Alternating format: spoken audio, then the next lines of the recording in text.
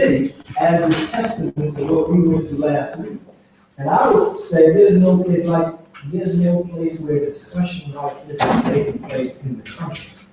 So it crystallized to me that dialogue is important, and no one is actually engaging in the business or the art of dialogue, deliberative dialogue, in the way that we're doing it here every Thursday. And we should take what we do seriously, because it's the most serious thing taking place in this country. How about you, sis? How do you feel about the topic? I think the discussion around the topic could go two ways. I think we could talk about the current status of just the social aspects of hashtags and feeling involved, or we can talk, or hopefully we can end up talking about how to actually use social media to teach and broaden our span and our net for dialogue and purposeful dialogue, and how to turn, the kind of steam that picks up behind a hashtag into action or activism behind meaningful causes. So I think that's where the issue lies. I don't think it's anything wrong with people, wanting to learn more or getting involved in stuff, but I think it's more so sometimes bandwagoning than people actually learning how to get involved. And I think it has a lot to do with people don't know how, or people don't know how to continue the conversation or act on their thoughts. Okay. So for the people that just came in, what I need you to do is introduce yourself and then tell us how you feel about the topic. Hi, my name is Samantha Claiborne. I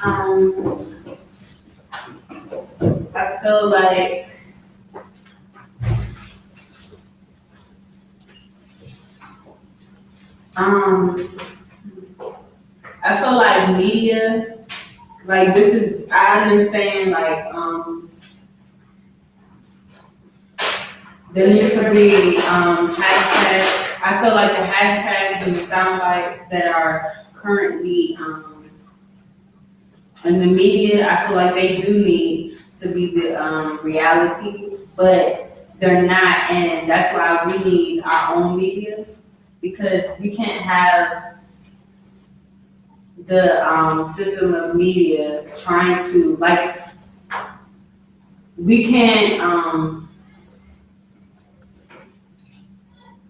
depend on our oppressors' media to actually educate us and everything like that. If you do that, then you need to create your own media. Good evening, everybody. My name is Albert 31st III. I'm a political education and economics double major from Los Angeles, California. Well, the first 3 words are being hashtags and sound bites. I think of how all of those are, one, manufactured, but 2, bring attention to the issue. However, I don't know if it necessarily creates reality. I'm thinking of like, Michael Brown, Trayvon Martin. They bring a lot of attention to the issue. However, I think oftentimes we struggle to actually create a reality out of all the attention that we have to give on these issues. Okay. How about you, sis? Hi, I'm China. I just want to know the actual question, like what's being told. Just after reading the title, what's your initial thoughts? What comes to About mind? hashtags and sound bites. Well, once again, I think hashtag can bring awareness if it's used properly. I do like the freedom of the internet and how people use it, but sometimes it can get a little, it's a gray area in there. But reality, that's kind of a tricky subject, because who's to say your reality is someone else's? So that's kind of how I feel on it, because like people, when you watch like a reality show like Atlanta Housewives, people are like, oh, they aren't real people. Well, that's their reality. That's what they live every day. Who's to say that they aren't real women and they're not representing Black women the way they should, if that's how they live every day? You know what I mean? And me, myself, how I feel about this topic is, me personally, I like social media. At one time I did, because I wasn't fond of what I saw on my timeline. So now I just use social media to my benefit.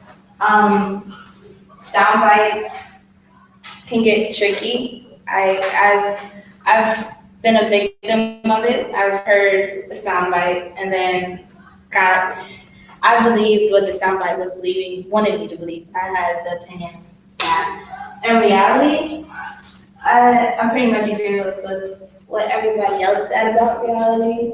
It is pretty subjective. But Dr. Arlene will take us further into the subject. Thank you.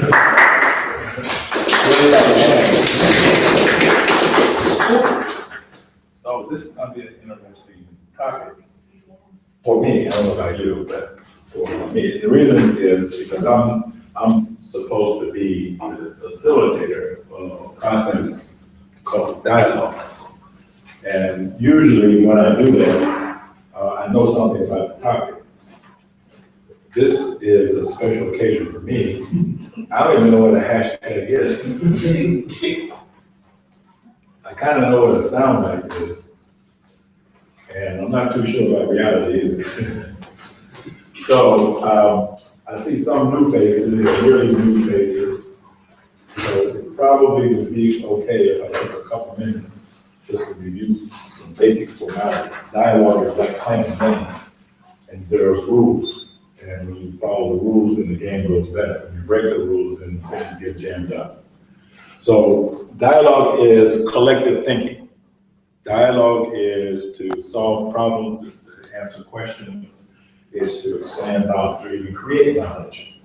And it's a process that is age-old, it's been used for hundreds, thousands of years. And it's kind of an art. It's a science, but at the same time, it's an art. And so we practice the art of dialogue every Thursday at the Congress Study Group. There's a lot more to it than what we have time to go through tonight. But basically, you want to always tell the truth. The basic rule of dialogue is that you should participate, you should find out what your viewpoint is on the topic, as you already have partially done, and then just tell the truth about it. What does it look like to you? You have to have the courage to actually say what it looks like to you. Don't try to represent someone else's viewpoint. You're not elected as a representative to speak for everybody. You're only here to represent yourself. So speak for yourself, tell the truth. Even if you think that what you're getting ready to say is ridiculous, or you think somebody will disagree with you, or whatever, just tell the truth. We try to follow basic rules like just one person can speak at a time. One function of a facilitator of a dialogue is that you address your comments or your questions to me. Doesn't mean that you're personally doing that or that I'm responsible for answering your question, but that avoids back and forth between two people because that can get contentious, especially if there's a hot point being debated. So it's kind of like what you see in Congress and what C-SPAN. Everybody who stands up to rise says, Mr. Chairman, I would like to address the gentlewoman from the state of Delaware. Well, he's addressing the chair, not the gentlewoman from Delaware. So it doesn't ever become an argument. Dialogue is not argument. Dialogue is not even discussion. And the word discussion is the word cuss, isn't it? Yes, that has to do with conflict and fighting. We're not here to fight. We're here to actually arrive at a higher understanding of truth. We're trying to arrive eventually, if a dialogue cycle is completed, we arrive at a consensus on truth. We start out with whatever the viewpoints are. In this case, for example, with this topic, my viewpoint on the topic is non-existent. I mean, I'm just totally over my head. From some of the comments that I've already heard, some of you have a fairly well-developed idea about what this is. And so, whether you know a little about the topic, nothing about the topic, a lot about the topic, you're expected to contribute, because what happens is you add what you know, I add what I know, everybody adds what they know. It builds up to something that none of us knew before we got here. So everybody ends up gaining from the viewpoint being expressed by other people. Now, what that actually means, the way that actually works is when you listen, pardon me, when you're speaking, people should listen to you. When someone else is speaking, you should listen to them. And the listening is not to see how much you disagree. The listening is to see how you can agree. You have your own viewpoint, someone is expressing theirs.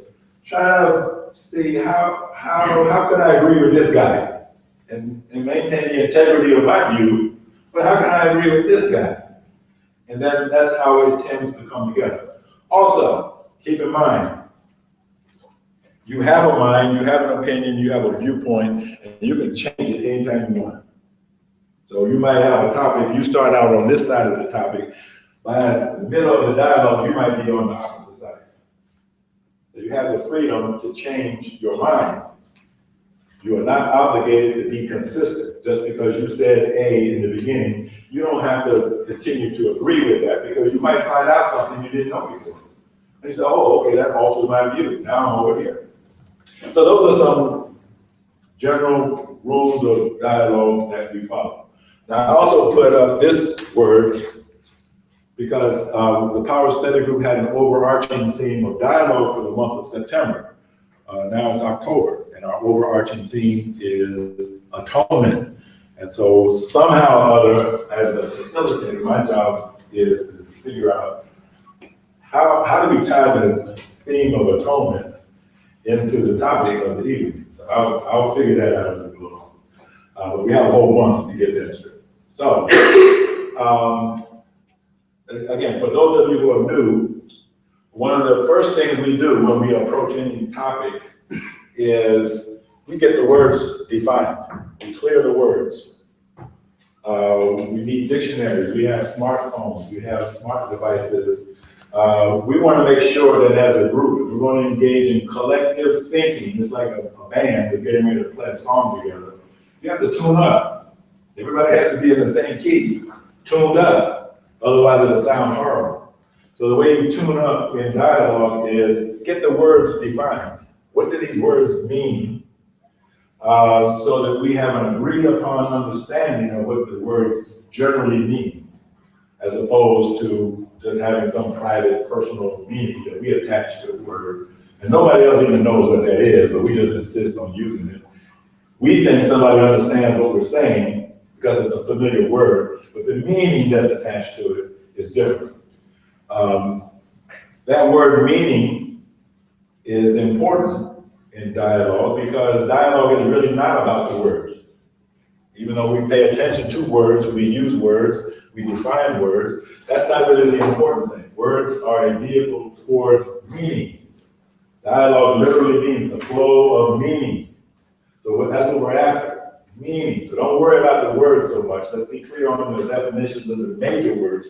But when you need to express yourself, don't worry about whether your grammar is correct or whether you're using the right vocabulary. Don't worry about that. Just say it. Don't worry about how it sounds. Because it's not the words, it's the meaning. As long as your meaning gets across, then that's a successful communication. Okay? So would somebody please tell me what is a hashtag? I've been wondering for about 3 years. What the hell is a hashtag? I don't know what it is. I have a reality. I want somebody to tell me what a hashtag is. Is it now on social media sites such as Twitter, a word or phrase preceded by a hash or pound sign and used to identify messages on a specific topic? Like, in other words, you see this and what? It's a topic. Free media would be the. So how would you use this? It's like it's an identifier. That's what I kind of think of it. It's like if I'm going to search on a particular social media site and find information on a particular issue, let's say about free media, then I'll be able to put it out and look under all the comments under that hashtag. Yeah. So I can click on this, and it will take me. Are you Is searching? that everybody who used their everyone like? will use that hashtag. Oh, really? It's like a trending It's topic. an identifier. A conversation about that same topic. Now, if you have a hashtag that no one is using, like hashtag black hat, and that's not one, it'll just be one comment, that'll be you. Care with that, and no one jumped on the bandwagon. So how does a hashtag get created? You just press. What is Hashtag that? Wait, one person speaking at a time. When I'm posted the picture on Instagram, like I had a big hashtag Harvard University, hashtag the Power Study Group, hashtag each one teach one. And then what happens? Anybody who looks in the hashtag category and type in Howard University, the picture will pop up or. It will. Yeah. Is this magic? No, It's it's there. It says hashtag believed to have originated on Twitter, but interestingly enough, it is not a Twitter function. Some believe it began when a broken plane likely landed in the Hudson River in early 2009. Some Twitter user wrote a post and added hashtag flight 1549 to it. No one has an idea who the person was, but afterwards, people started re-hashtagging that, and that began as the trend. Oh, okay, that's interesting. All right. Any other comments about hashtag? I mean, I'm sort of halfway clear about what it is. I didn't know on that. Okay. Hashtag could be a way to identify a trend. Does that make sense? Okay, how would you identify a trend by using hashtags? So if I search for that hashtag specifically, so free media, and I search for it and only one comment pops up from one person, then I know it isn't trending. But if I search into that hashtag and I see 100,000 comments from people all across the world, What page does it pop over? whatever search page, Twitter. Yeah, it's like Google. Google for trending on Twitter. And you can also just use a comment hashtag, I can't wait to get out of this class. I mean, it doesn't mean that you have to actually type it, it's become a soundbite, it's like a user.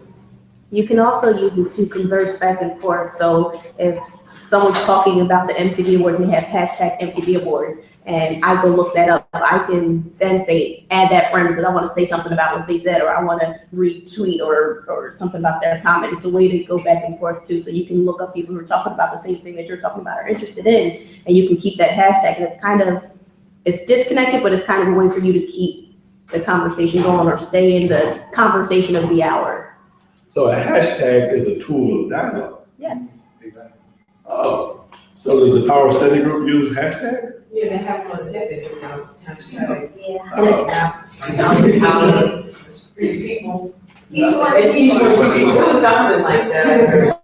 Oh, so what would be the most effective use of a hashtag for the Power Study Group?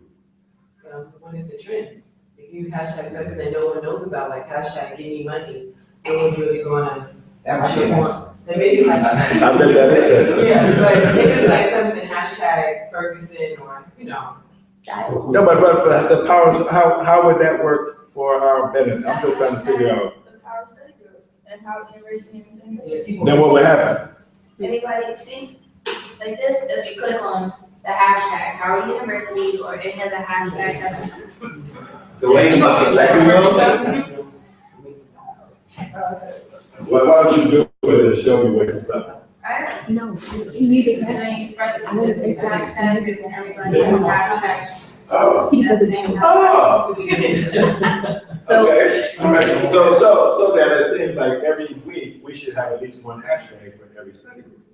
Yeah. Right? That will bring something up. Like, yeah, so this week in the blast, I like hashtags. So if anybody talks about hashtags, they say that we're going to discuss Oh. hashtags. But yeah, but it will be smart to do it on one united front. You had your dinner? yeah, that's what I was gonna say, that's when it's really effective, when you have a group of people, having dialogue and discussion on social media, but using a hashtag. So it's not good enough for us to all post one time, it's better for like constantly using our hashtag, and inviting other people to the conversation to use the hashtag. Okay, okay, so then this really is relevant then. Yeah. It makes it go on. I thought it was crazy at first, now I have to change my opinion, I thought this was crazy. What are you talking about, hashtags? I know what hash brown potatoes are, but. But on another end, No, go ahead. I was gonna say on another end, you can allow someone to create value for you, something that you didn't think was important, can suddenly become important because someone you know, like or love, has hashtagged something, and now that has become on your radar. It can be a good thing, but also become a very negative thing, like hashtagging things that are counterproductive or counterintuitive. So, and I think a lot of hashtags start off with good intentions, but Is he gonna jump? no. We'll hashtag that. So, okay, so so you said that hashtags can actually create reality. Is that what just happened to me? I know you didn't know what hashtags were. Yeah, I didn't know what it was, and then, so then you talked about it, and she showed me something, and then like, oh, If you know who Mia was, and I was friend, I hashtag free Mia, you're now gonna figure out who Mia is. oh, that's why people on Instagram, they'll put in the comments, would have hashtag this, hashtag that. That's what that is. You're supposed to click on that and find out what they're talking about. That was just one. Okay. So a good example of the bad side of hashtags, so with the hashtag, you don't necessarily control your hashtag, so someone could use it for something else, like they could comment back and say, shut up about hashtag. So for instance, today the Republican Party put out a hashtag, I am a Republican, and Black Twitter turned it on its head, and so it was trending for a totally different reason. It was all negative things about Republicans. So it was like, I am a Republican hashtag, and I believe in slavery, I want to reinstate it. So it can create bad meaning for you too. You don't have the backing behind you to kind of keep putting out the positive. Okay, all right. So we're on SoundBites, is that a SoundBite? That's reality. Okay. Well, okay, then, unless there's another comment or question about hashtag, what's the SoundBite? I don't have the definition, I have the comments. I mean, I know from when I used to watch television, a SoundBite is like a 30-second SoundBite. So it's a brief message, right? Sometimes it doesn't even have to be that long. It could just be like a simple sentence to explain the complexity of a particular issue or the lack of trying to explain the complexity of a particular issue. So you use it in media, specifically newspapers and television. Okay, give an example of a soundbite. Man killed in DC. Okay? Go ahead. I was going to give the definition, and I comment. Soundbite is a short clip of speech or music extracted from a longer piece of audio, often used to more exemplify the full-length piece. In the context of journalism, a soundbite is characterized by a short phrase or sentence that captures the essence of what the speaker was trying to say, and is used to summarize information, entice the reader or viewer. The term was coined by the U.S. media in 1970. Assistant politicians have increasingly employed soundbites to summarize their positions. Okay, so it's a summary, it's like a note of a longer piece. I have a trick. Okay. I know one thing, a soundbite that like started that whole movement was for a negative reason, but was Trinidad James logo and everything, popped Molly out sweating. What? Trinidad James popped Molly out sweating. Yeah, Really? It started. Like, They don't know what you just said. I don't know what you just said. popped Molly out sweating. Oh. Yeah, like, I still don't know what you said. I said, He took a Molly, and now he's sweating. yeah. And like, so many What's a people, line? It's drug. Oh, I didn't see. so many people started using drugs and all this other kind of stuff. Like, it was a whole like movement. So that was probably started by drug dealers. It started by a song. It was in the song, but it was a big catchy part. So Oh, the drug dealers, right? Yeah. They pretend to be singers, but they're actually drug dealers. Yeah, maybe. So when I think of soundbites, I think about what's on the news as well. But I think social media made it even more relevant because you go down your timeline and they automatically play.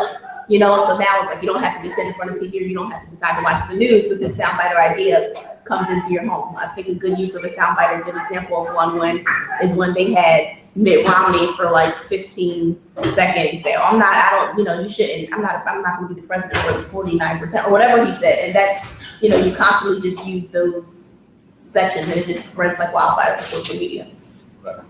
Okay. Any other comments or questions about soundbites? So okay, now here's the big one. What's the definition of reality? Reality is the state or quality of being real, resemblance to what is real, blah, blah, blah, blah, blah. Why is that a lousy definition? It just says a word in the definition. Yeah, using the same word, the root word. Real is real. Yeah, real is real, that's what real Something is. that Yeah. constitutes a real or actual thing as distinguished from something that is merely a part. Okay, well, they use the word actual, that's a good word. Same way it's real. And then they talk about it, idiom, where it says, in reality, in fact, or truth, actually, Wait a minute, Well- slow it down a little bit so we can hear you and understand. there's this quote where they use reality, and they say, brave with occurrence, but in reality, a coward. So it's opposite appearance. Okay, who has a better phone than her? I have a definition that says true situation that exists. True. Yeah. Exists. Okay. That's better. Anybody else have a definition? Instead, I looked at the definition. Real, in reality, real. Go ahead. It has a second one, it says something that actually exists or happens. Okay, so.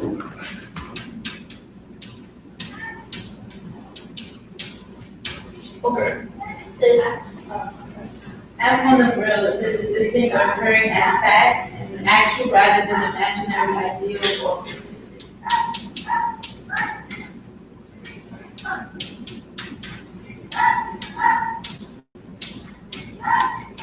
okay, This better definition says, reality is the conjectured state of things as they actually exist, rather. wait. What does conjecture mean? I thought that, it looked like my book, so. This is what you bring about. It's like a statement. Wait, okay, now I violated one of the rules of dialogue. She was actually in the middle of a statement and I cut her off. So, forgive me, now why don't you read the statement again and I won't cut you off until the end. Alright. Reality is the conjectured state of things as they actually exist, rather than as they may appear or might be imagined. In a wider definition, reality includes everything that is and has been, whether or not it is observable or comprehensible. A still more broad definition includes everything that has existed, exists, or will exist. Okay. See what I cut off? I cut off the best part just because it started off kind of shaky. Yeah. The problem was they used the word conjecture, which means that's imagined. It's imagined. But your imagination can be reality too. Well, I was going to ask that question. Can it? Yeah, if you can live in your own mind. That's how reality is. They have mental disorders where you see things that are not really there, but they're real to you. So I mean, it's your reality. And like, they actually put physical stress and strain on your body and make your, like, your brain tricks your body into believing that things are real. So, Well, where are they real? in their mind, Okay, where is that? in their head. In their head. The mind is in their head. Mine is a field, person. Yeah. I'm not sure. But I mean, it's real to them, so. Okay. So what did you say? Oh, no, I just said that imagination can be and is reality. I think hallucinations aren't reality, but That's not what you imagination, said. You said something before that. that's how you create reality. Through Right. imagining. Right. Yeah, I mean, that's kind of tricky. But everything that's in this room that we would identify as everything that is, everything once upon a time before it was a solid object was someone's image, imagination. Someone imagined this, then after a process, that imaginary thing became real. What actually clinches it? In other words, if someone is imagining something that nobody else can see, there was once upon a time when nobody could see what a cam was, but somebody imagined it. Nobody else could see it. Was that person crazy? Why? Why do we say they weren't crazy? I agree with you that they weren't, but why couldn't we conclude that they were not crazy, as opposed to the other people who imagine things that nobody else can see, and we lock them up? They made it real for everyone to see. They made it real for everyone to see, and that brings about what? Yeah. Well, that is reality, but what clinches it? What sort of crystallizes that into what we now call reality, or can call reality? Why is this real? Because it's not a child's thing. It's outside of. Well, what makes it there? It was real to the guy in his imagination, but Because it's observable, you use any one of your senses to identify. who can? Anybody can. Okay, yeah. It's agreement. We can agree on this. You might see it from one side, I'm seeing it from the other side, but basically, we all can perceive it, and it's the agreement that clinches reality. You could say, well, it's real to me, well, that kind of doesn't clinch it for everybody else. It only clinches when you produce something that everyone can agree upon. But is that necessarily true? Like, let's say everybody can agree that that was real. Everybody did or didn't? Did not. Did not.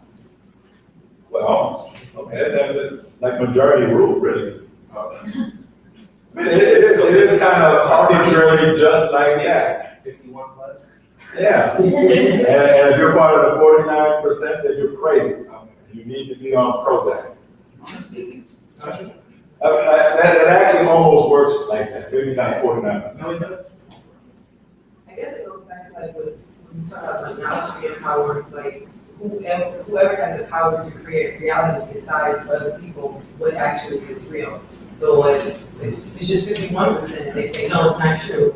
Then by their power, they can sway probably 30% of 49 also thought it wasn't true. And the vice versa, that if someone believes something is true, they have an idea of how you think the world should be, but they have the power to bring that into existence. Like someone thought that Black people should have civil rights. It took a certain amount of power to sway the ones who actually didn't see that ever happen. Or if you think about now the things that we enjoy, when I was in high school, I had two-way, and I thought that was the best piece of technology that we would ever have. Buying two-way today, and someone brought out a cell phone. I did that. Okay. So now she used the word power about 3 times. How does power influence reality? No, the way I'm setting it up is like, if one of the definitions of reality is agreement, everybody agrees that this is here for the most part. The majority of people do. The majority of the people agree the sun rises in the morning. The majority of people agree that water is wet. The majority of people agree that food is good. You know what I mean? It's like, these are the elements of reality that's based on agreement. So that also implies that everybody's viewpoint is equal. But she used the word power. Is the power of all people equal? And how does that influence reality? Or how could that influence reality? If someone comes across as an expert or something, and let's say someone says, I'm an expert of reality, and you guys don't know what I.e. a professor, that person has the power to sway what you think because you feel like you need to listen to them because they know more about the topic. And that goes how we treat government. Because someone was voted in or they're a politician or they're part of the CPC, they're some of the brightest and the blackest people on the planet. They were elected into Congress. That they gave power. And unfortunately, we saw they were somehow not writers and not like other black people. Mindset wise, and I'm sure they lost their power. Okay, 1, 2, 3. I was gonna say, power it doesn't always have to be used in a positive way. It can use a lie as power to sway the mindset But what is power? What's the definition of power? of a significant force that is used to, I guess, move something in the direction that you want to. Well, Okay, you're a physics major. You're the only physics major in Howard University. Hashtag. So therefore, it falls upon your shoulders to give us a scientific definition of power. I should know the Yeah, you should. definition for power. Power, force, as a functional area. Force? Okay. No. Force, how much force you put out as a function of time. The time are good. But I'm Force. thinking, I'm thinking of like a few definitions. Okay. I'm thinking of social sciences. So I'm thinking of like QED's definition of power is the ability to define phenomena and make it act in the desired manner. Say that again. So, wait. This word dialogue also comes up in theater and drama. So when you're participating in a dialogue, it's as though you're an actor on a stage. And so therefore, your profound statement, you have to dramatize it, slow it down usually, so everybody can hear it. So you know it so well, you can say it at breakneck speed. But people here, they never heard that before, so you have to say it slow so they get it. So Huey was one of the founding members of the Black Panther Party. His definition for power was the ability to define phenomena and make it act in a desired manner. Oh, okay, so define phenomena, And then make it act in a desired and then do what? Make it act in a desired manner. Make it act. That's probably like one of the best definitions I've ever heard. Yeah, so is reality a phenomenon? Yeah. Okay, so then who has the power to define it?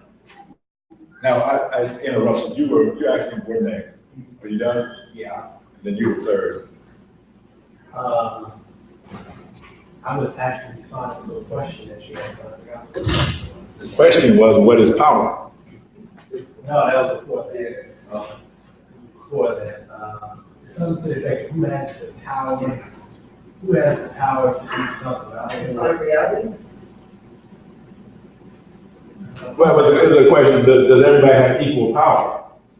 No, everyone doesn't have equal power. Those that have power, more power than others, have the ability to define reality. It's like, for instance, when I walk into my classroom on the first day of school, I'm considered the most powerful person in the class. Because I set. Who considers Well, I you? would be by my students, because I set that kind of aura up when I walk into the room.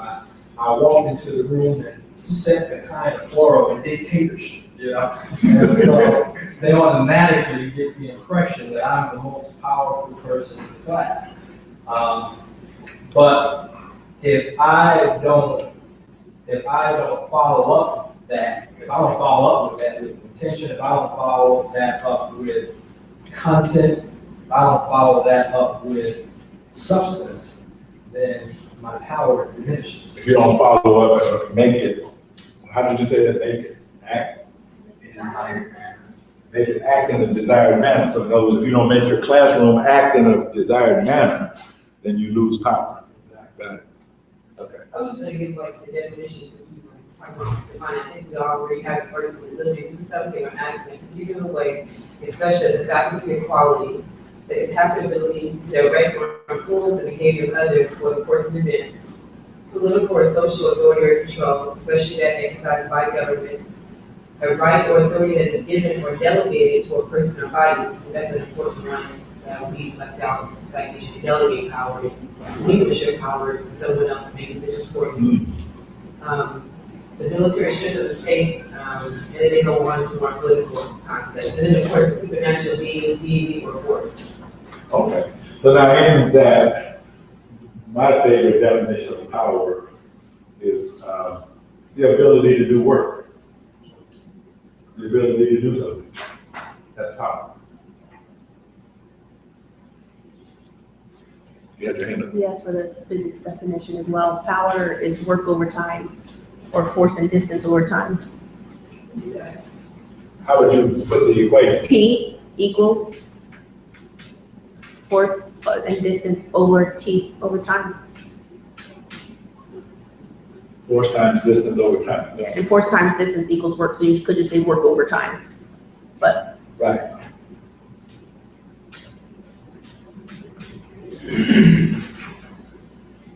Business definition?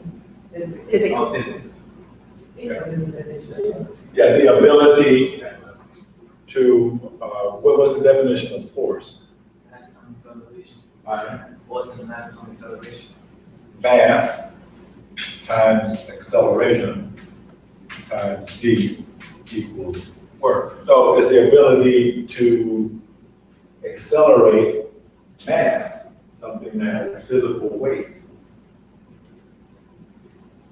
Accelerate it over a distance within a certain amount of time. So the greater amount of power that you have, the more mass you can move, the faster you can move it, and you can do it in a shorter amount of time. So somebody that, say, pushes this table across the room and they do it in an hour, they exerted the same power as someone who did it in a tenth of a second. They did the same work, I should say. They did not exhibit the same power. The work is the same because you're just moving the same mass across the same distance. But if you do it real fast, then that's power. So, well, I want you to think about this scientific or physics definition in terms of the topic. See how it's relevant. We had talked about power before in the study group, and the definition that we agreed upon was the ability to start or stop something. Okay. Start something, Start or stop. start and stop, and also change direction. Okay, now that actually is a Scientology definition of something that's related, control. That's the functional definition of control, which is a kind of power. But you can't have power without control. Yeah.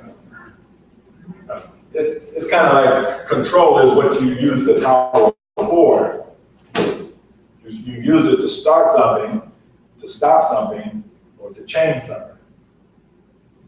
Okay, so now how is that relevant to the topic? Start. What are we trying to start? What are we trying to stop? What are we trying to change? That's relevant for next month. We have a whole month to think about it because next month, the overarching theme is manual, right? Yep. I don't know if I spelled it right. Yep. Did I? Yep. Yeah. Okay, I got it. Phenomenal.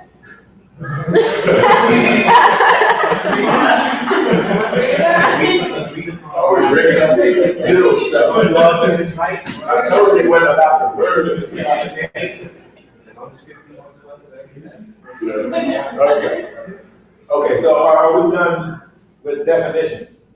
Yes. So we kind of clear on that we kind of in the room now. We have a reality on the words. We kind of know what we mean when we're using the words. So then if we change the meaning of anything, then we can indicate that. Everybody will know, okay, you're slightly changing what we agreed to. But at least it keeps us all on the same page. So now, we didn't define the word trend.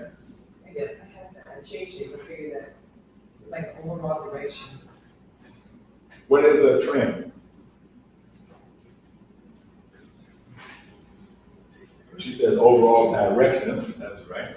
It's not a physical, No, okay. but it's like, a movement, usually short-lived, defined by the times. Why do you say it's short-lived? Because Well, I guess the whole purpose of the trend is to be popular, and popularity always changes with new ideas and new people. So trend is the same as popularity? In a way, not kind of. Popularity definitely makes it trendy. Okay. Well, definition, a general direction where something is developed or changed. Fashion, change or development in a general direction, be the subject of any post on social media websites in a short period of time. So progression, inclination, shifts, and Okay, so it sounds like this word has a special meaning for social media. It has a more general meaning in other ways. For example, if you watch the financial news, the stock market is trending up. That might go on for years. But it's the same, I think it's the same thing in social media. So where you drew that curve trending up, that would be all the little conversations that people are having with, let's say, the trending topic of free media. So I think it's the same thing. Yeah, I was just, he specifically said, short term or, I don't think it's necessarily. It can be short term. Yeah, I mean, depends what you mean. So trend is a direction of development, could be popularity, could be short or long term. Okay, so now, what's the topic? What's trending? Hashtag SoundBites and reality. So somebody makes sense of it. To be honest, that still doesn't make sense to me. What's trending? What does that mean? I think it should say hashtag SoundBites or the creation of reality. So in other words, what's actually popular in the world today? Is it things that are trending? Is it things that appear as hashtags? Is it things that come across as sound bites, or is it actual reality? And then I want to add something else to that. And who decides that? It's kind of like actually what we're trying to do here right now. Is to decide about that. So did you have your hand up? no, just it. I'm sorry. Go ahead. Well, I was just gonna, another definition to power. I wrote down, it's like a function of will. Something of will. Of will. So I think that's like a root word. Okay. So I'm not clear about what that means. But let's look at power again. I forgot this point. So everybody has power, but let me ask this question: Who has the most? Who would be right there? If this represents everybody, where are you on this? And who's right there at the pinnacle of power, so that there's nobody that has more power than the person at the pinnacle? I think it's a group. It's a group. No one man should have all that power. I didn't say should. See, everything that is, what is. Well, I know, but I don't know. if you say it's a group, you're talking about, okay, that much. So this is a group. So that's the top group. But in the group, who has the most power? If it's his group in the classroom, it's him. What is that group? Who runs the group? Chairman of that board. Was your hand up? It was, but you can change the question. No, go bring up the whole question. I was just gonna say that, no one specifically in the group as an individual has a specific amount of power. The group as a whole has an agreement that they're distributing the power with. Which group are you referring to? Whoever's in power in the group, at the top of the pyramid. Okay, but wait a minute. Now, part of our discussion here is reality. So we can't be vague. Okay. Who are we talking about? Name names. Well, 1, 2. I just wanted clarification. Are you asking who is in power on Earth, or you mean Well, just like world. universe, everything? You mean like a person or like? No, I really need to know. I'm If just you're trying to talking about make it person, real. I can I'm answer. just trying to make it real that if we're talking about reality, what is, everything that is, and we are all in agreement. We're in Washington DC at Howard University, and this is North America. Okay, This is planet Earth, got it. and we're talking about reality. We're talking about everything that is. We're talking about the power to create reality. So it seems to me that we ought to be clear on who has the most power. Okay, so I have two answers for you. Okay. First answer, if we're talking about people, United States, and just human beings, who has the power? I would say the most powerful person will probably be the Pope or the Black Pope. But if you're saying who has the power to make reality on Earth, then it's whatever that original like life force is, because that's how everything that's living is moving and acting right now. That is a power that everything has. That one thing that everything has to be living and moving and interacting. That's why I was asking, were you talking about a person, or were you talking about like bio? Well, man, I just want you to condense all those words down. So I can write it out, so you put the Pope up here. Okay? Or life force, or energy. Whatever you call it, energy, Well, I'm asking you to call it whatever you want to call it. life force. Life force.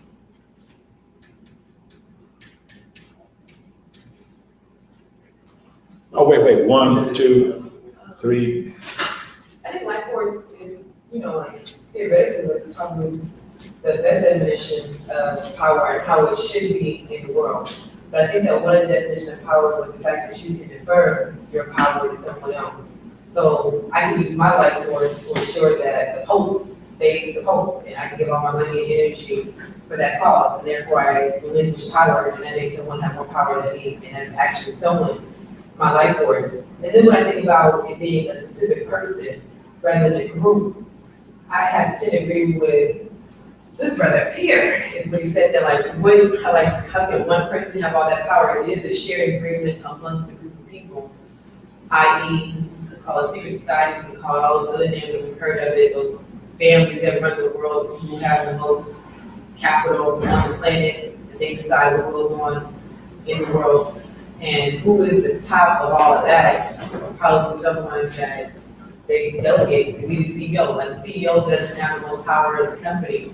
The chairman or the people who are on the board decide the CEO because they pick the most powerful person. Okay. Let me ask a question here, because she used the term life force. You chimed in with that. Is everything in reality alive? Is that? No, this desk isn't alive. Here we go. And along with that question, is everything in reality alive? Is there anything that's not alive that is more powerful than things that are alive?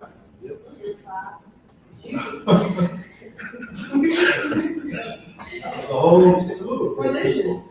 Okay. Time. Time? Time is definitely the most powerful thing.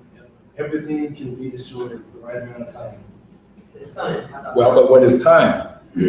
Well, it is really. It's what? It's really, it's what we have created, Oh, we created it.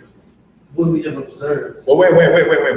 If we created it, is time more powerful than that which created it? Yes. It is.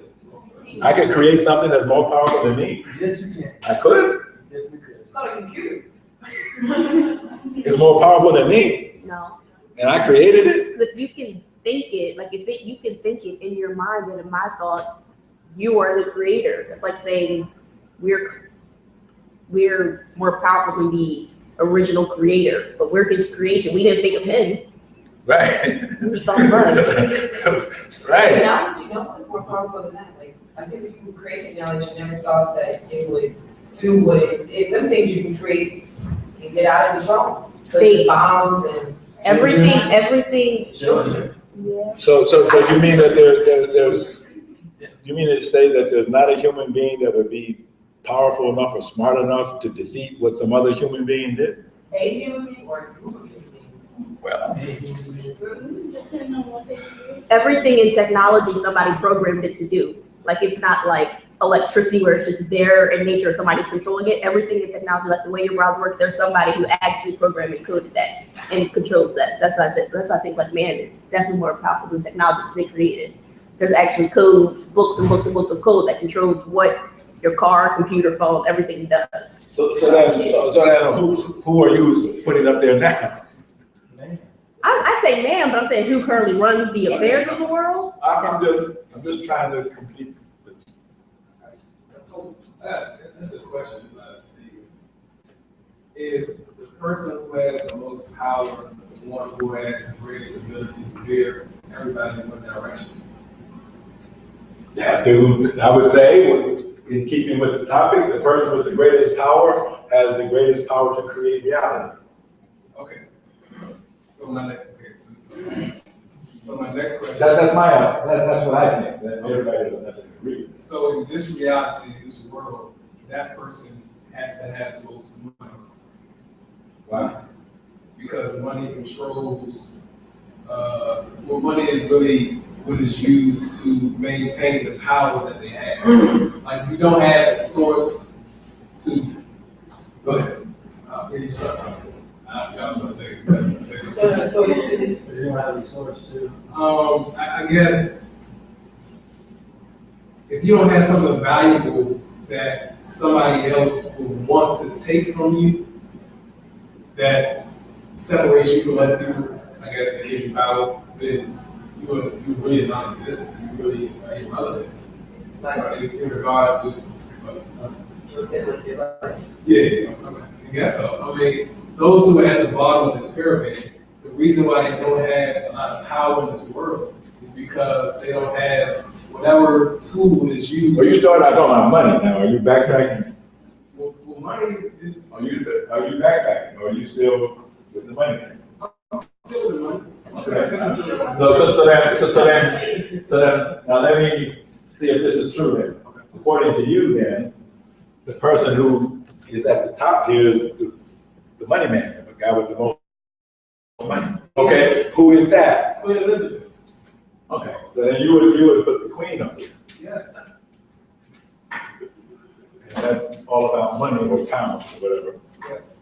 1, 2, but Rothschild family. Rothschild, how much money do the Rothschilds have? Enough that the queen needs to borrow it. Well, They finance countries. I mean, well, it's estimated they have $500 trillion. oh, that's more than America does. Aren't they like that? That's more than anybody. Anybody else.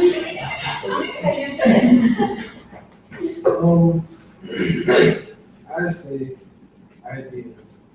Wait a minute, he can't hear what you're saying back there. See him back there? Ideas. Not the ideas of one person, but the ideas that a group of people choose to believe, because it's the idea that money is important that makes money important. It's the ideas that these people have power that gives them power. I mean, and it's the idea that power is really powerful that gives whoever it is power, because one day they can be empowered if we choose to believe that someone else is empowered. Then, so I guess the most powerful thing is the agreement of ideas. Wow, It's really the most. the agreement of ideas. What does that sound like? That sounds like that consensus on truth. That's the way I said it. Agreement on ideas. So in other words, before there was a life force, there was the idea of life. How about that? So the mind is the most powerful thing?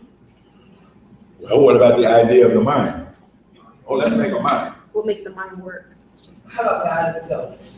Oh, look, nobody even mentioned God, wow. I said life force. You That's guys all not know. God. That is God. Yeah, that's exactly what I was trying to do. She said Political like, science major. I call you God. Okay. Y'all scared because you left God out. Yeah. Because you know that's the power, right? And he'll get you. He shall have no other gods besides me. So now, see, I would have agreed with you a month ago. I was sitting in my garden and I realized people waste time. They pray to God for money. And it doesn't occur to me, God doesn't make money. I bet God doesn't have any money. What does he need money for? He's food. Yeah, that's why he created life for us. That's food. Hashtag. Hashtag. Stick with that. Yes, that was such a relief. I finally realized why I never got any money when I prayed for it. Because God doesn't make money. God makes life. So you use life to create money if you need money, but you really don't need money to have life. When you think of all the living creatures, they don't have money, right? Trees don't have money. Cattle don't have money. Fish don't have money. They're alive. So who convinced us that we needed to have money? Even though before there was money, there were people, and they lived, and they were happy. They did what they wanted to do. And then somebody had a big idea, right? Let's make money. For what? Why would you make money? And if God didn't make it in the beginning, then who did and why? 1, 2. Was that a? Light bulb.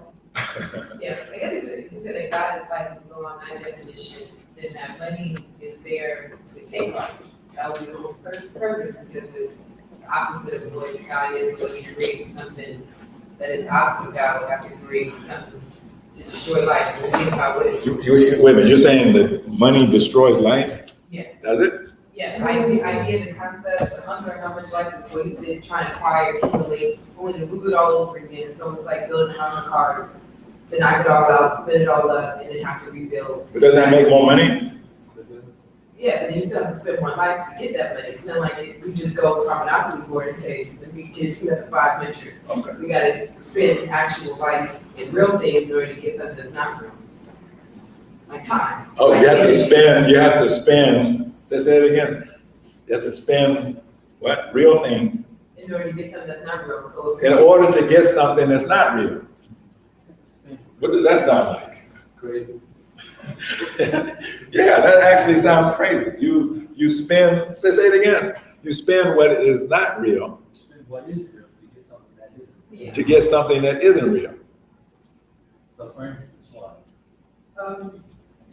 If I thought of it like a child, it's almost like how anybody felt when they played Monopoly. That all of it was fake. You didn't really own a house, you didn't really own anything on it. But when you won, when you were able to destroy somebody, it was like, pay me my money, get off, you're bankrupt, you're out of here, you're done. If you play games like we play it as a family, you die if you lost the game. But if you do the same thing, when you think about people and their jobs, their money, the houses they actually don't own and will never see the deed to, and cars and everything. I think one that I would use is a car. So, there's something real. Okay, 1, 2, is your hand up? Okay, 1, 2, 3, okay. God doesn't need money. I still, God doesn't make money, that's what he I doesn't said. make money. He doesn't make it. He doesn't create it. So all the money in the world, God didn't create it. It says his name on it.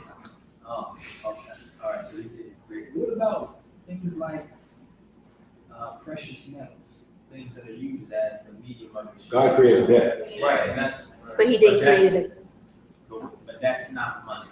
That's just how the view of it is. We're using it as money.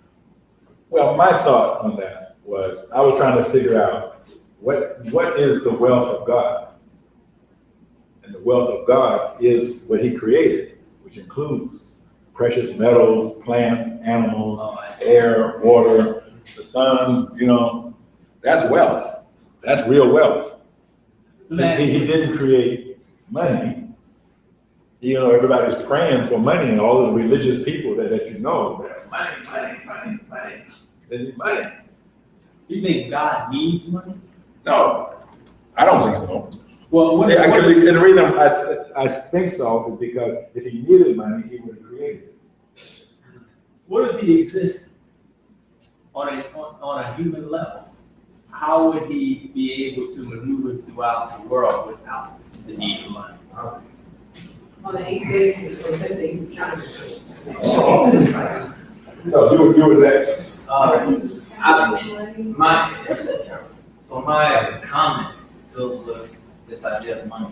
I just want to make something very clear when we go back. Can't just be a lot of movement. Money is only a certain form of currency. Currency going back and how we used to trade was dealing with commodity. And commodity is what we were talking about, the precious metals and how we operate in the form of exchange and equal value. So as far as the money is something more recent to us, as far as dollar bills are concerned.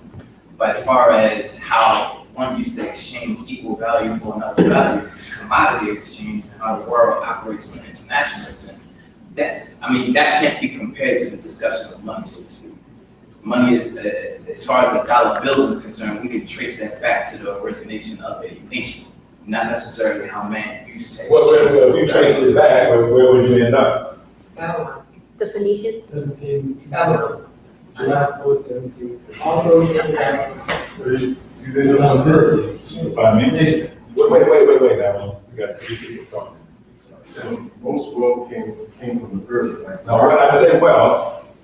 He was saying trace back currency. the dollar or the money. Yeah, so where if you traced it all the way back, where would you end up? I would just say agriculture. I would say. Okay, what currency grows out of the ground? Salt. Everything. Salt. Yeah, that's not money. What? That's not money. Used as a means of exchange.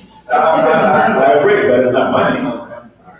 Money is a concept that's different than the substance of actual. It has to be, money by definition has to be something that isn't real. I think that we're trying to make money real because we really work for it, but it really isn't. We don't work for Well, money is supposed to be real. I mean, it's supposed to be. We don't work. When last time you worked, someone named you years ago. Wait. We're kind of out of order here. Now, the question that's on the floor is if you trace the origin of money all the way back, where would you end up? So she actually answered the question. What did you answer? Don't remember. Which part? If you trace money all the way back, where would you end up? Oh, Babylon. Yeah, okay, so that's a historical fact. So now, what is that all about? That we're back in Babylon. We're using something from a Babylonian civilization that for all intents and purposes no longer exists.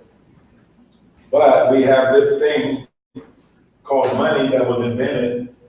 I guess it was somebody's idea so long ago. What's that all about?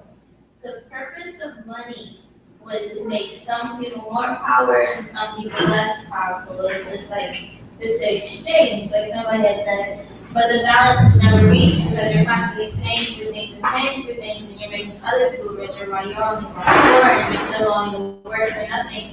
But according to my father, money is a tool. Okay. Who invented it and why? Yes.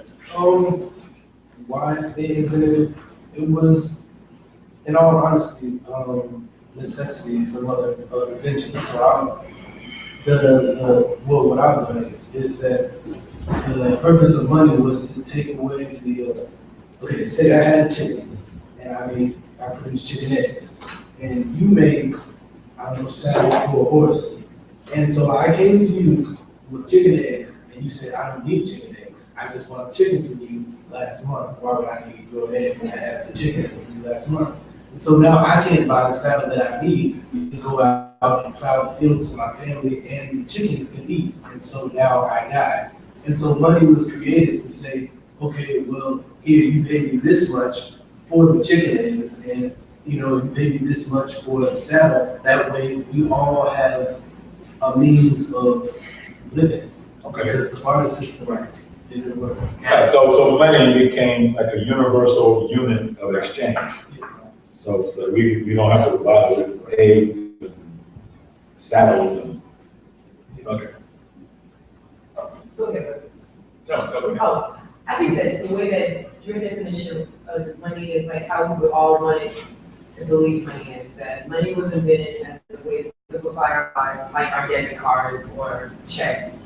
But when you think of how money actually is used around the world, is that it's a debt slavery system, that no one really benefits from money but the people who actually create it. If you're one of the people who need money, then you're on the losing end of the money game, that you're a slave. But why is anything like that possible? No, wait. See, if you go back to what he said, he pointed out the exchange value of money. That so much money represents so many eggs, so much money represents a saddle. And so now you can actually do business and buy things through exchange. But what's the hidden ingredient that makes that a lawful system, you could say, versus what you described, which is debt slavery? What's I think that you're forgetting about a banking system and a government that protects it. It's not like I just went home and drew up a piece of paper and he draws up his own piece of paper for his eggs and we just exchange it and it all works. There is a system that has to step in between those two people. So the actual individual didn't create the monetary system as we know it. It has to be something that's higher or greater than them. I mean, okay, so you take a situation that really occurred in America, right? You talk about the California gold rush, and you think about gold in general. And we know that back in those days, transportation just wasn't it as far as transferring gold from east to the west coast, whatever the case was. However, business still had to be done. So one of the main things that's brought about during that time, the commodity was so heavy to travel along with, there had to be another system that was created so that business can still be done without the traveling with those heavy commodities. Now, even though at the end of the day you may not agree with this, but this is quote unquote the story that we've been told. But then again, the system worked before it turned into a Federal Reserve note. It was a gold certificate at one time. So in essence, you actually had a specific amount of gold and or silver in your possession that you were willing to exchange for whatever else that was the case. And that dollar or whatever the case was, that money represented a specific value that you had until once upon a time, it changed to a reserve note where it then became an IOU, where you no longer had the value in your possession, but that's what it quote unquote symbolized. Therefore, on a dollar bill, you can trace back where the red seal became a green seal, and you can say that I no longer have this, but this is what I owe you. I mean, but okay, well, you know, long-winded way you answered the question. See, what was lawful about the exchange that you described is that there was something real. There were real eggs, and there was a real saddle. So if we use a piece of paper called money as a symbol for eggs, saddles, or any commodity, anything real, then that's lawful money. So as he said, you don't have to carry the gold from California to New York to do a transaction. You have a piece of paper that represents 100 pounds of gold, and you can deliver the paper. And the person who gets the paper can then take that paper to a bank and say, give me the gold, give me the physical gold, and they will give it to you. So I'm old enough to remember when you could take any dollar bill into a bank and say, give me a silver dollar, and they would give you a silver dollar. In other words, it was real money. It actually was only a representation, a symbolic representation of a real commodity. And so what you're talking about, debt slavery, means there's no commodity. It's not tied to anything real. Not real at all. You can't take that paper dollar and exchange it for anything real, any real commodity. So, 1, 2. I have a question. I may have missed this when I was working with the live feed and everything. But okay, so you said if we understand that the dollar bill is not real. It used to be backed by silver gold, what people see as a commodity now. But at what point did bartering for wood or timber or a cow, what else do people use gold or silver for besides saying that it has value to trade it? So in the sense of us talking about real things, isn't that even a fake way or fake commodity? Or that's also just a symbol? Because who says, like, what if you try to give me gold for a cow and I don't have any use for gold? So where did that idea come from that you can actually use those things? Where did that start? Well, first of all, most trade in the world today is done with commodities.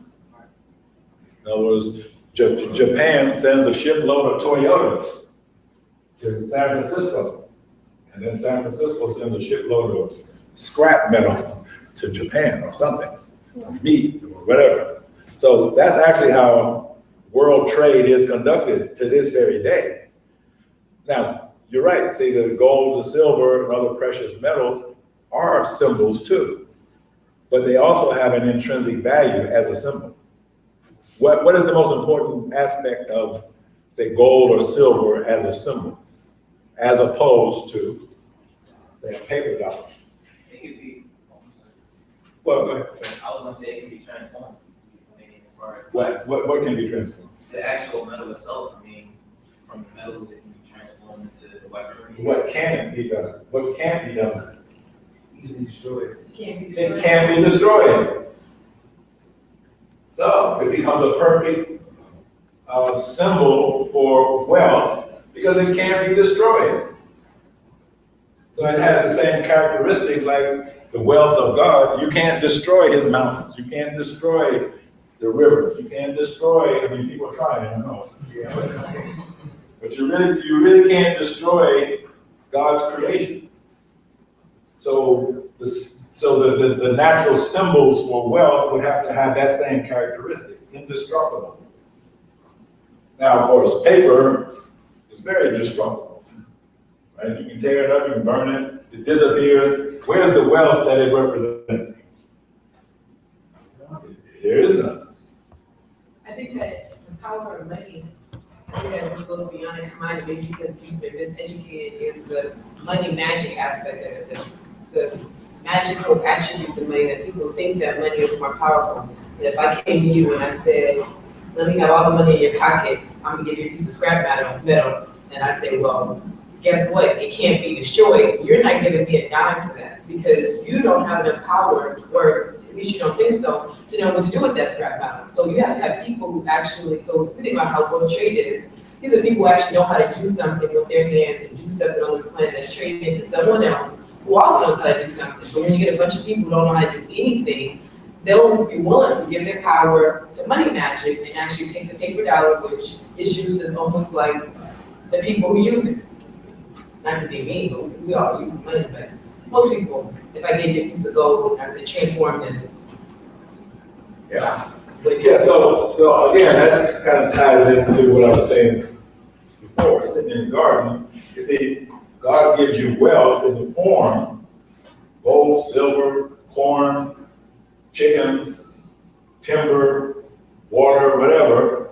It's up to you to make it into something valuable. And now you create an economy if you do that.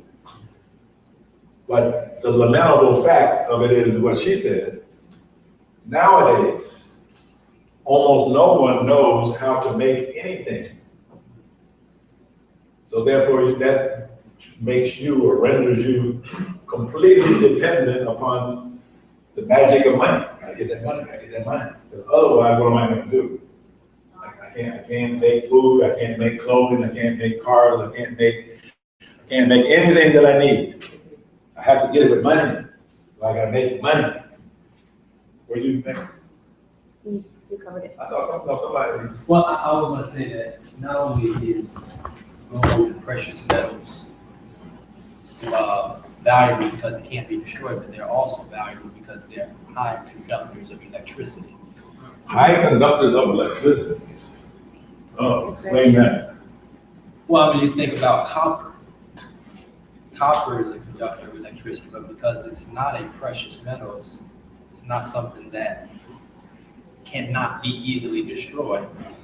It tears, it gives way quicker than something like gold. So if electricity was used, if copper was used as a conductor of electricity, and electricity was used as, if electricity went through copper, because the electricity is so powerful, it will wear down the copper quicker than it would silver. So how is that relevant to the topic? Well, I was just pointing out, I haven't thought about how it's relevant to the topic. I was did. pointing out why precious metals are valuable. Okay, 1, 2, 3, 4. I was gonna try to explain how is it relevant.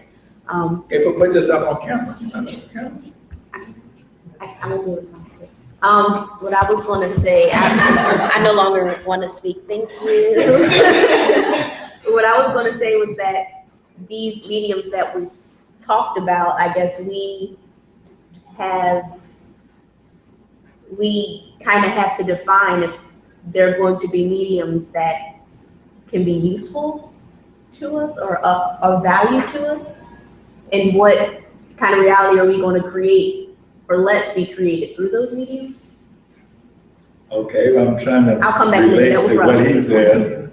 So, you were next. Related that to its trending, I was asking, he was talking about electricity flowing through copper and silver and gold. That's nice. I was asking him, okay, relate that to the topic. And you raised your hand. Okay. How is that trending? Will you use, basically it's, I had it. You had it. And I'm trying to read that. I'm back. Okay, she's back. Rebound. Okay.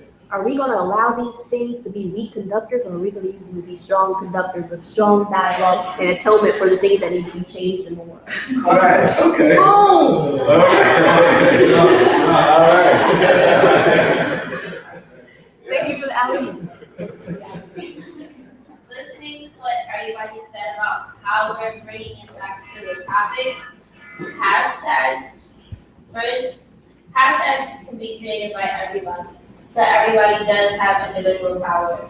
But like you said, with the amount of mass, when you had Brother Jabril had did the circle with acceleration, and he was talking about the centripetal force in the circle, and how when you make a hashtag, if you're the first person to make a hashtag, you're basically stepping out of where the momentum is.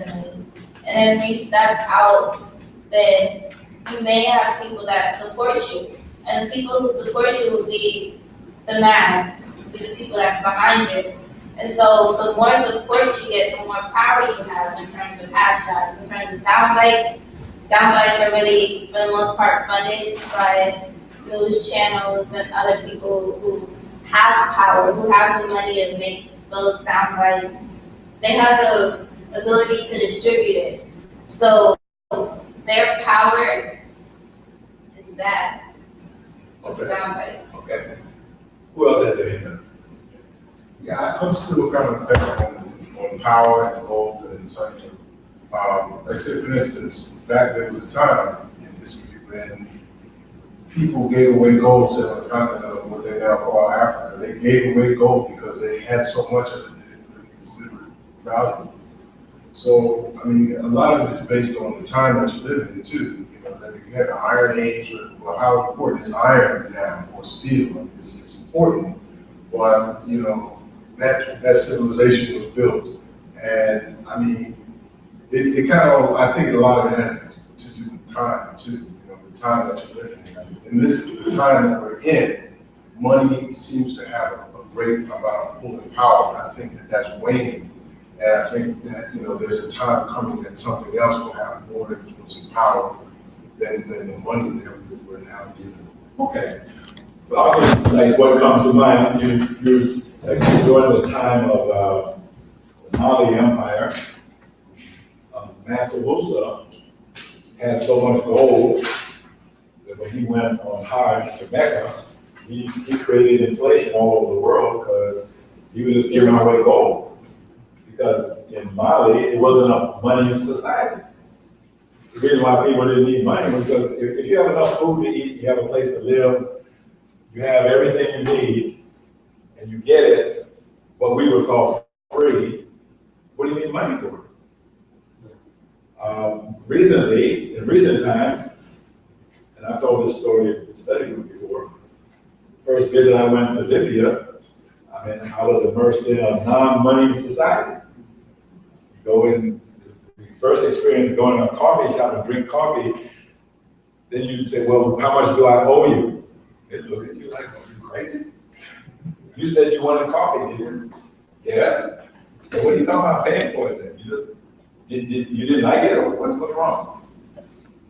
You get coffee because you want it. You have a house because you need it. You have a car because you need it. You have whatever you need.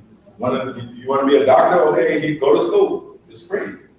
You're sick? Go to the hospital. Nobody charges you any money.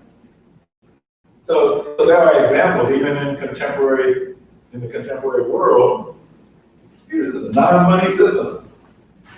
So again, someone convinced, I guess, a significant number of people on this planet about the necessity of money, or she used the word money magic. Somebody hypnotized everybody with the need for money, when in fact, what does money have to do with it? Yeah, I think connecting it back to the question, what's strictly hashtag SoundBites creation reality. This is probably the first time in history, and I don't want to be so stuck on money because I feel like money in connection to power just means that it can buy you influence. That's what I kind of see it in the context of trending hashtag SoundBites. But this is the first time in world history that individual people like myself, or anybody in this room can create an idea and spread that idea and share it with the entire world. And so when we talk about competing with the power of influence, people who have money to purchase influence just like this, we all as individuals, like in this room, if we wanted a power study group to have 100 people at the next meeting, we can sit in this room and go crazy on Twitter and have it trend. But for me, the real question is, I think you just made that. For me, the real question is how. The question isn't what's trending hashtags. Wait. What did you say? What did you say? What was that? Define conduct and act in a desired manner. Okay, so. But that's the question I have is. Well, wait a minute. 100 people at the power study group next week. So now if he's right, then we have the power to do that. That's what he just said.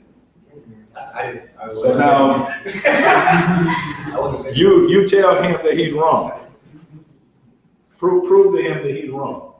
I don't think it's a question of whether or not I'm right or wrong. It's a question of how. Because just because you have trending topics and hashtags and soundbites, so you're able to connect people to the same or similar discussion or dialogue or common goal, how do you translate that to creating a reality? For example, wait. There's a big assumption in what you're saying.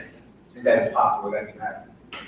Right? Also, you also made another assumption. You said this is the first time in history that one individual had the ability to share an idea with the entire world. Right, with the press of a button, if you use a different power. Yeah, with the press of a button. Well, but still, what's your proof that that's the first time in history that was ever possible? The development of technology. Yeah, what is the proof that that's true? The development of technology. Yeah, who said that this is the first time technology was developed? Me, because I can do it right now. No, but you said it the first time in history.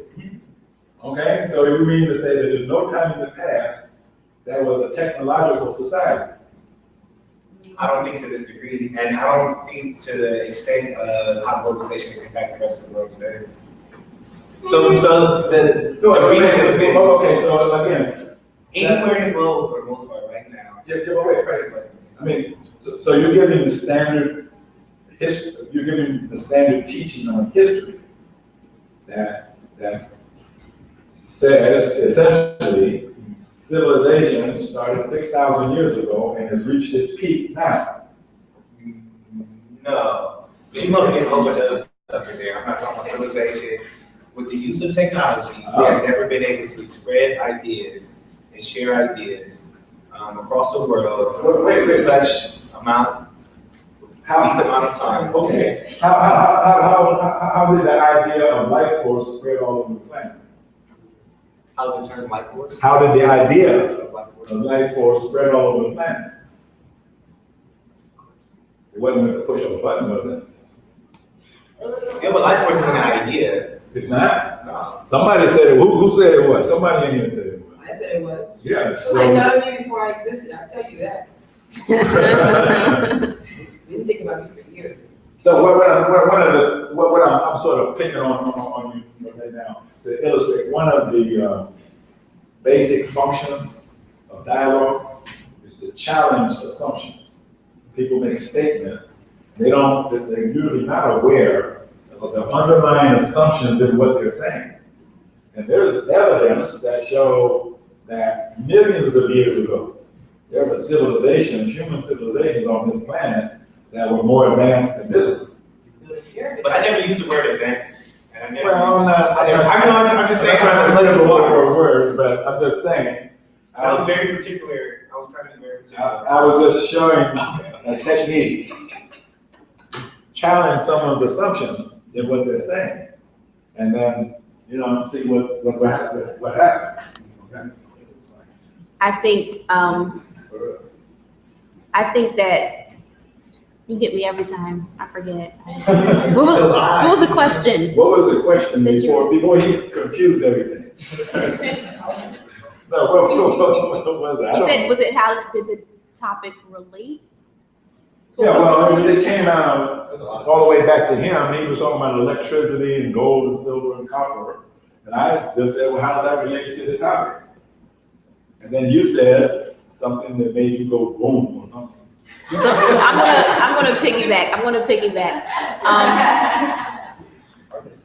piggyback. For the first time in my lifetime, in my generation, I think that we have the opportunity to compete with the power structures that be using this medium to make change or to atone for some of the wrongs in the world. We don't need the current structure being like money.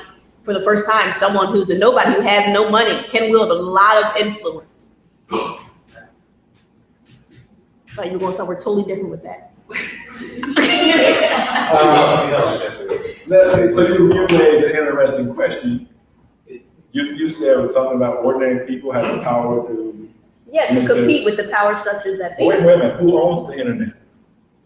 Who owns social media? Who owns Google? Who owns Facebook? Who owns Twitter? Ballpark. Who owns it? Al Gore would say him. But maybe like Bill Gates or whoever, the people who created computers, most likely. Okay, so then with ownership comes control.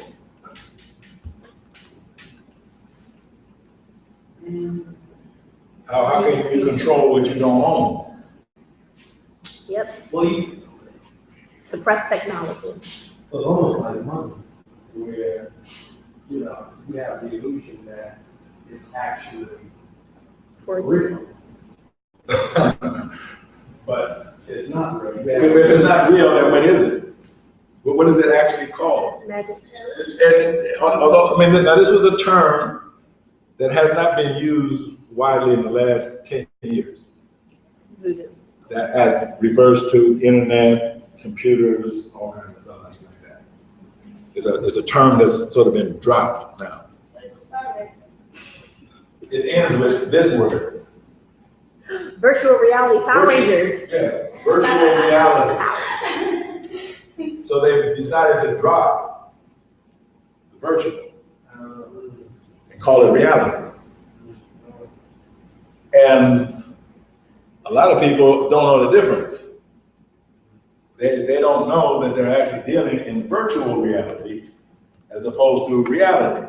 So then they're doing something in virtual reality, thinking that it's going to have an effect in the real world. But it's not occurring in the real world, which is mass, energy, space, and time. It's actually occurring in what, again, another term that sort of dropped out of sight, cyberspace. It's not in the real world, it's in cyberspace.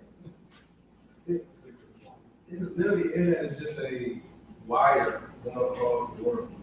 I saw that on TV. What actually the internet is, it's like a wire, it's basically a wire connected. Who has the wire cutters? Out. Well, I mean, it was developed by the U.S. military. So when's the last time the U.S. military developed a system and then gave it over to ordinary people so they could use it any way they want to overthrow the government? But, okay, so, I'm sorry, just really quick, but the example would be like, Israel. You know, like they use social media there to create an uprising to overthrow the government. I mean, that's even now, but. No, it's not. But they use the system, a virtual space that wasn't owned by the people on the ground, by the masses, but they were able to utilize it in a way that galvanized resources. So what uprising did they create? No more Palestinians. That's all I saw. I mean, I don't know if you're referring to something else. But then I was gonna say, but a perfect example on the other end is Hong Kong. So they'll let certain things out, but then in Hong Kong they'll suppress other things that could really start something. What's going on? Wait a minute, you said Hong Kong. What's going on in Hong Kong? Right now, there's one of the largest protests. The pictures are ridiculous going on, and the Chinese government is suppressing and erasing posts from protesters, like who were trying to organize back and forth. And so basically the masses are giving their demands to the government that you have this amount of time to change your policies on X, Y, and Z. And the message was kind of late getting out to the world, because as soon as somebody would post something, the government was taking it down before it like spread like wildfire. But protesters actually started using a different app which doesn't use the internet, and it's called Fire Chat. And so somebody created that so that they can still have their medium. So you have Fire Chat. So the creator of that controls. You have Tor. Fire Chat. Chat. Is that an app? Yes. And after that, And then you have the other one that's called Positron. Like Instagram? Hmm? Like Instagram? Positrons? Well, that's the name of it. That's the name of it. Of a internet service system. But it's not the internet, right? That can't be traced by the NSA. That's what they say. Ours harder. They can't do it. Yeah. And my other side to that point was when people are actually able to get some things done, because some things are able to get done through social media. They have the government has a perfect trace of who said what, who was where. So it's like, I saw a cartoon where it was someone on their computer or phone, and the back of the computer phone was a telescope, and at the other side was the NSA. Like, this is another tool. This helps them track you easier. This helps them prepare themselves for anti-terrorism activism easier. it's funny that you touched on the telecommunication issue with the government tracking and squashing a dissent. I think that's something that we all know that the internet providers can do what they may be, and I'm sure it's not Verizon and Sprint and all those other people, those are just the front companies. But there was an itty-bitty article in the Wall Street Journal, I believe it was the end of last week, and it was about how there was a government contract that this company held that actually aggregated all the data from 650 million phone numbers.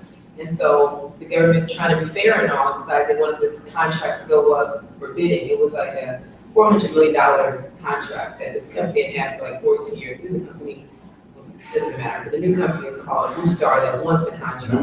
New Star. And so they're trying to bid on it, so the government's hesitant to let anyone else have the contract because they're scared that in the transfer that by them giving the contract to another provider would allow people who are being wiretapped, whose phones are being bugged, who are being traced for unknown or secret government investigations, that if the information gets switched over, that somehow people would find out what is actually going on with your telephone. And I never knew there was a government should have thought of it, but I never really knew there was someone who actually kept all the data from my cell phone, all my phone calls, all my texts, all my pictures, and has it in some kind of computer. We all know Google does that because Google is Google. But on something that's so personal, which seems like a human right violation, that actually is being tracked and monitored, and the government actually, it's $400 million business to do that. And you think of all the companies that will pop up to try to figure out how to get a piece of that $400 million pie. And the fact that the article was like this big in the Wall Street Journal, and it was on the same week as the Hong Kong uprisings. Right. Let me ask a question, getting back to your point about electricity flowing through different metals. Because what we're talking about with internet technology is all based on electricity, right? Yes. So this is kind of a symbolic question. Don't take it literally. You take it virtually, but not literally. What would be the meaning of a hashtag or a soundbite or any other thing that would be on the internet or on with the technology? What would be a golden hashtag versus a silver versus a copper versus iron and aluminum? They're tools of control, like maybe the aluminum iron and copper hashtag would be hashtag that be manufactured, but the gold and silver hashtags would be the ones that you see on the news. What was your last one? I said the gold and silver hashtags would be the type that you see on the news. Okay, well, explain the symbolism. They're different levels. In Like, other words, not necessarily talking about, not necessarily talking about the actual physical gold, silver, whatever, but symbolically, what does it represent? Different levels of power, value, importance. I think of different like conductive levels. So a gold hashtag would have a lot more people using it, which will be for the trend, which will also then in turn provide opportunity to go from social media to in the newspaper or on the television show or the news channel or something like that. And then turn somehow potentially influences the creation of reality. Maybe I qualify. Okay. When we said the dialogue is about the flow of meaning, and so something that is a golden hashtag is something that has the potential of transferring the most meaning, something that has Transferring the most meaning. Yeah, and then aluminum would be something that has the least potential of transferring meaning. Okay. Put your hand up. You said the potential? The potential to transfer meaning. What do you mean by that? You didn't go on. You're slightly, I don't know. I didn't know the whistle. Well, I mean, let's say, for instance, something very basic, dog. If dog was a hashtag, where everyone would know. If I wanted to communicate the meaning of an animal with 4 legs that was hairy, that descended from a wolf, well, the golden hashtag would be a dog. Everyone would know exactly what I meant. Okay. If I had a description, if I had the same description, and I had the hashtag that, it wouldn't transfer. It would be an aluminum hashtag, because it wouldn't transfer the meaning. So old Yeller would potentially be a gold hashtag. Yeah, it could be. For dog, if that's the intended meaning, if that's the way that it conducted itself. and transit itself to the homes or cell phones or maybe personal. Exactly. Okay. Or yeah, or last. Or last week, so yeah, whatever it is. Okay, that's all. Okay. I would say a golden hashtag, and this is abstract, of course, because this means like other things, will be something that can pull the public's attention away from something else major that's going on. So more of a distraction than an attention getter. Because you get their attention, you have to keep it, but if you distract them, you can still do what you're doing over here. I was just gonna say, it's the golden hashtag is something that can resonate higher, at a higher rate with the most. The golden hashtag is something that, okay. Yeah, a golden hashtag would be something that, if it was golden, it would get somebody to take action. Okay. Because it's really easy to hashtag, use that. But when somebody takes action, that hashtag did its job. Okay. I think another hashtag, if you think about action, is that it would be so powerful that a person thought that it was their own thought, that they were a part of the creation of it. Okay. That it's just second nature. It wouldn't even have to be a hashtag anymore, that you don't have to tell anyone hashtag go to work. It's just, it has now become a part of the nature of who the person is. The person's taking on it as an identity. Okay. Anybody else?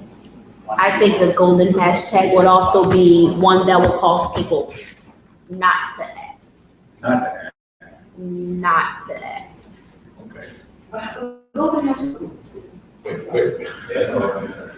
Yeah, that's what I was gonna like point at. There's different types of, like, for Twitter, there's different types of Twitter. Like, it's all one Yeah. Twitter, but there's different audiences. Like, when I'm on Twitter, sometimes I see Black Twitter table speak, and it'll be like a hashtag Black Twitter.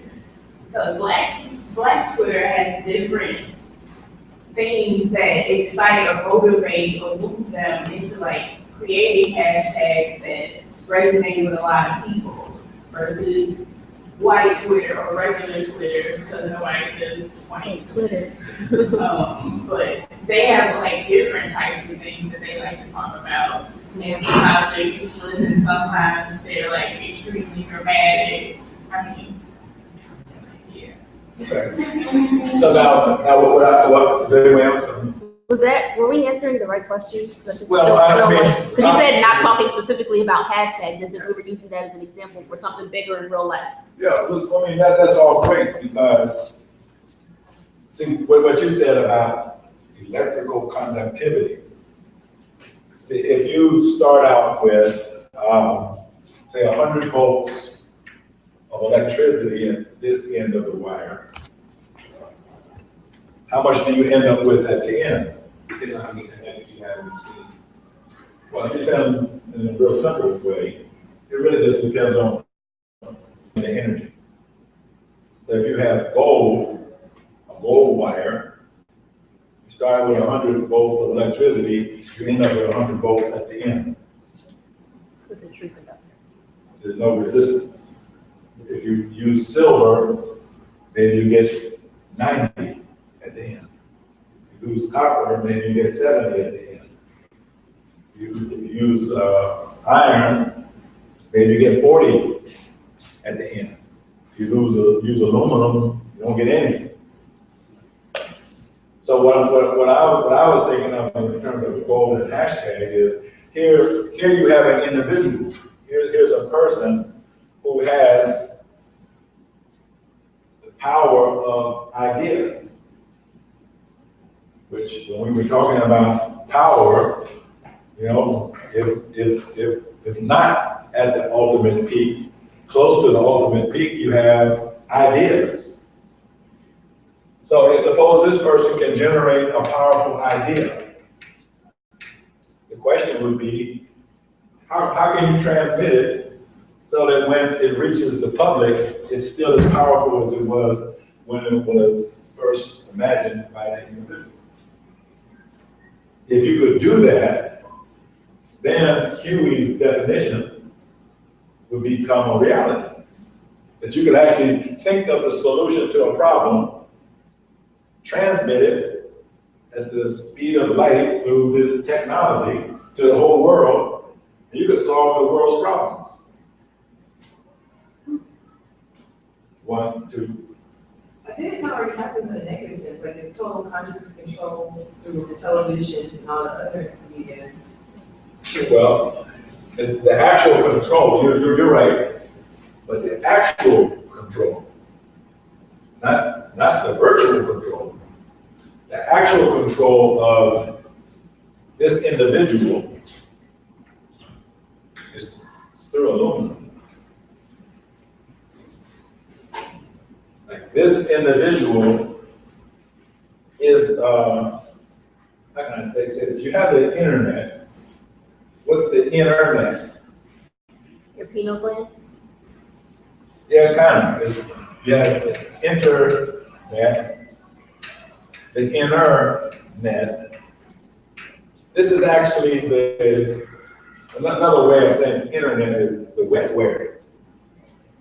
The wetware, that's a person.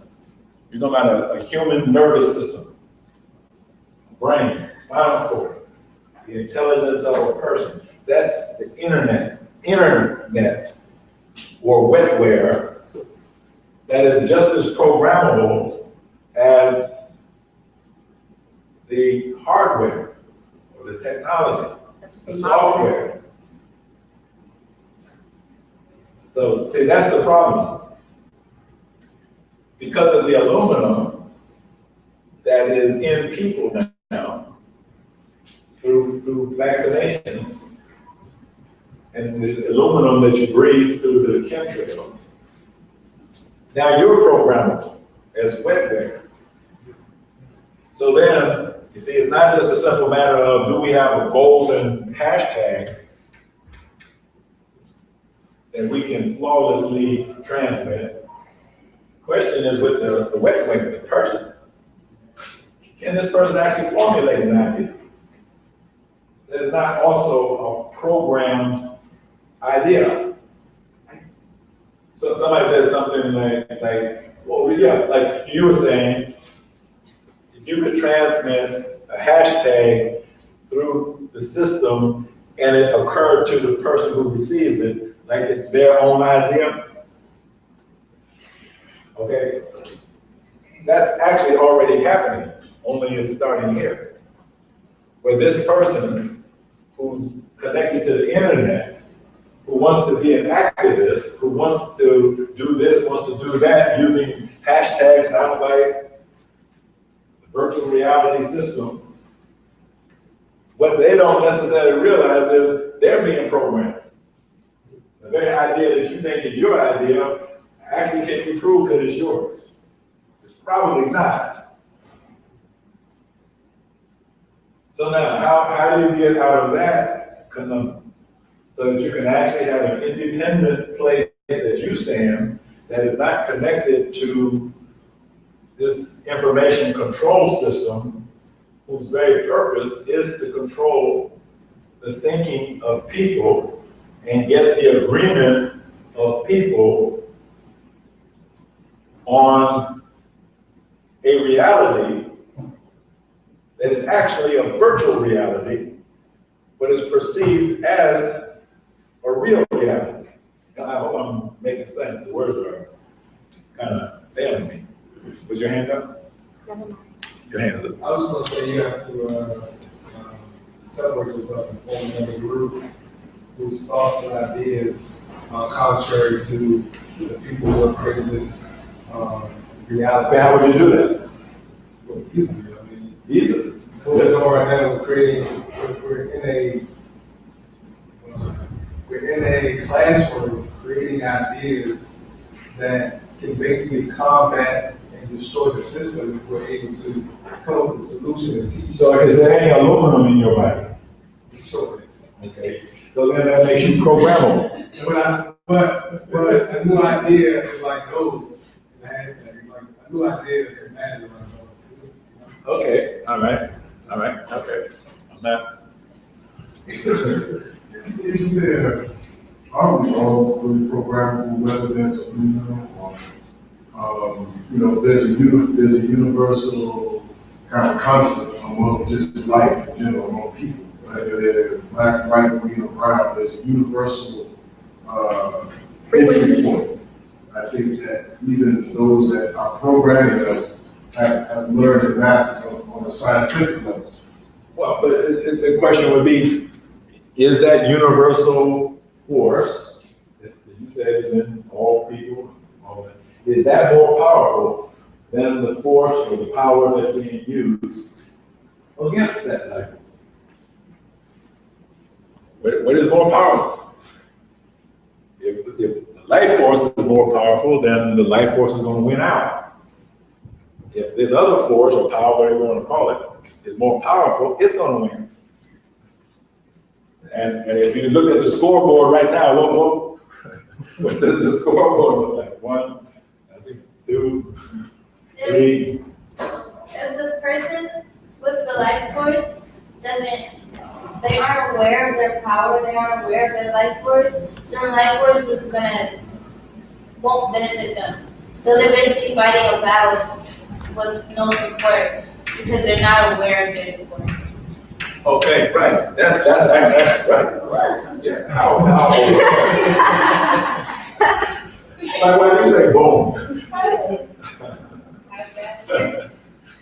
Yeah, I mean, that really actually has a great deal to do with it. How aware is this person of their own consciousness, of their own being? So that then if they are very acutely aware of themselves as a person, as an individual, then they would probably be able to detect when something foreign comes in. That's not me. Exactly. Like what? Exactly. That's what we're talking about. Were you next? I was. Oh, you forgot again. Every time, it took like 5 minutes, now I forgot again. Awareness, this person's awareness affect the transfer. Well, what did you say before? You said something about will. What did you say about will? I said power was How strong is it? the energy of the will. Yeah, so I put up here 100 volts. That's the power. So suppose it was 1,000 volts. Suppose it was 100,000. Suppose it was a million volts. So then it depends on this person. How powerful is this person? How much power can they generate? And then can they transmit it so that it gets received at full power?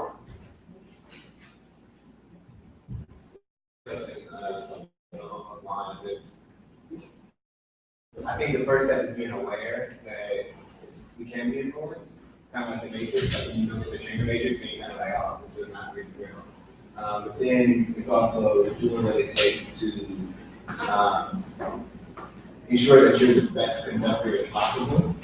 Make sure that you're staying more than 100 volts, maybe 1,000 volts, maybe you don't watch love and hip hop all the time, you don't watch TV, you read a little bit more, you come to the power study group.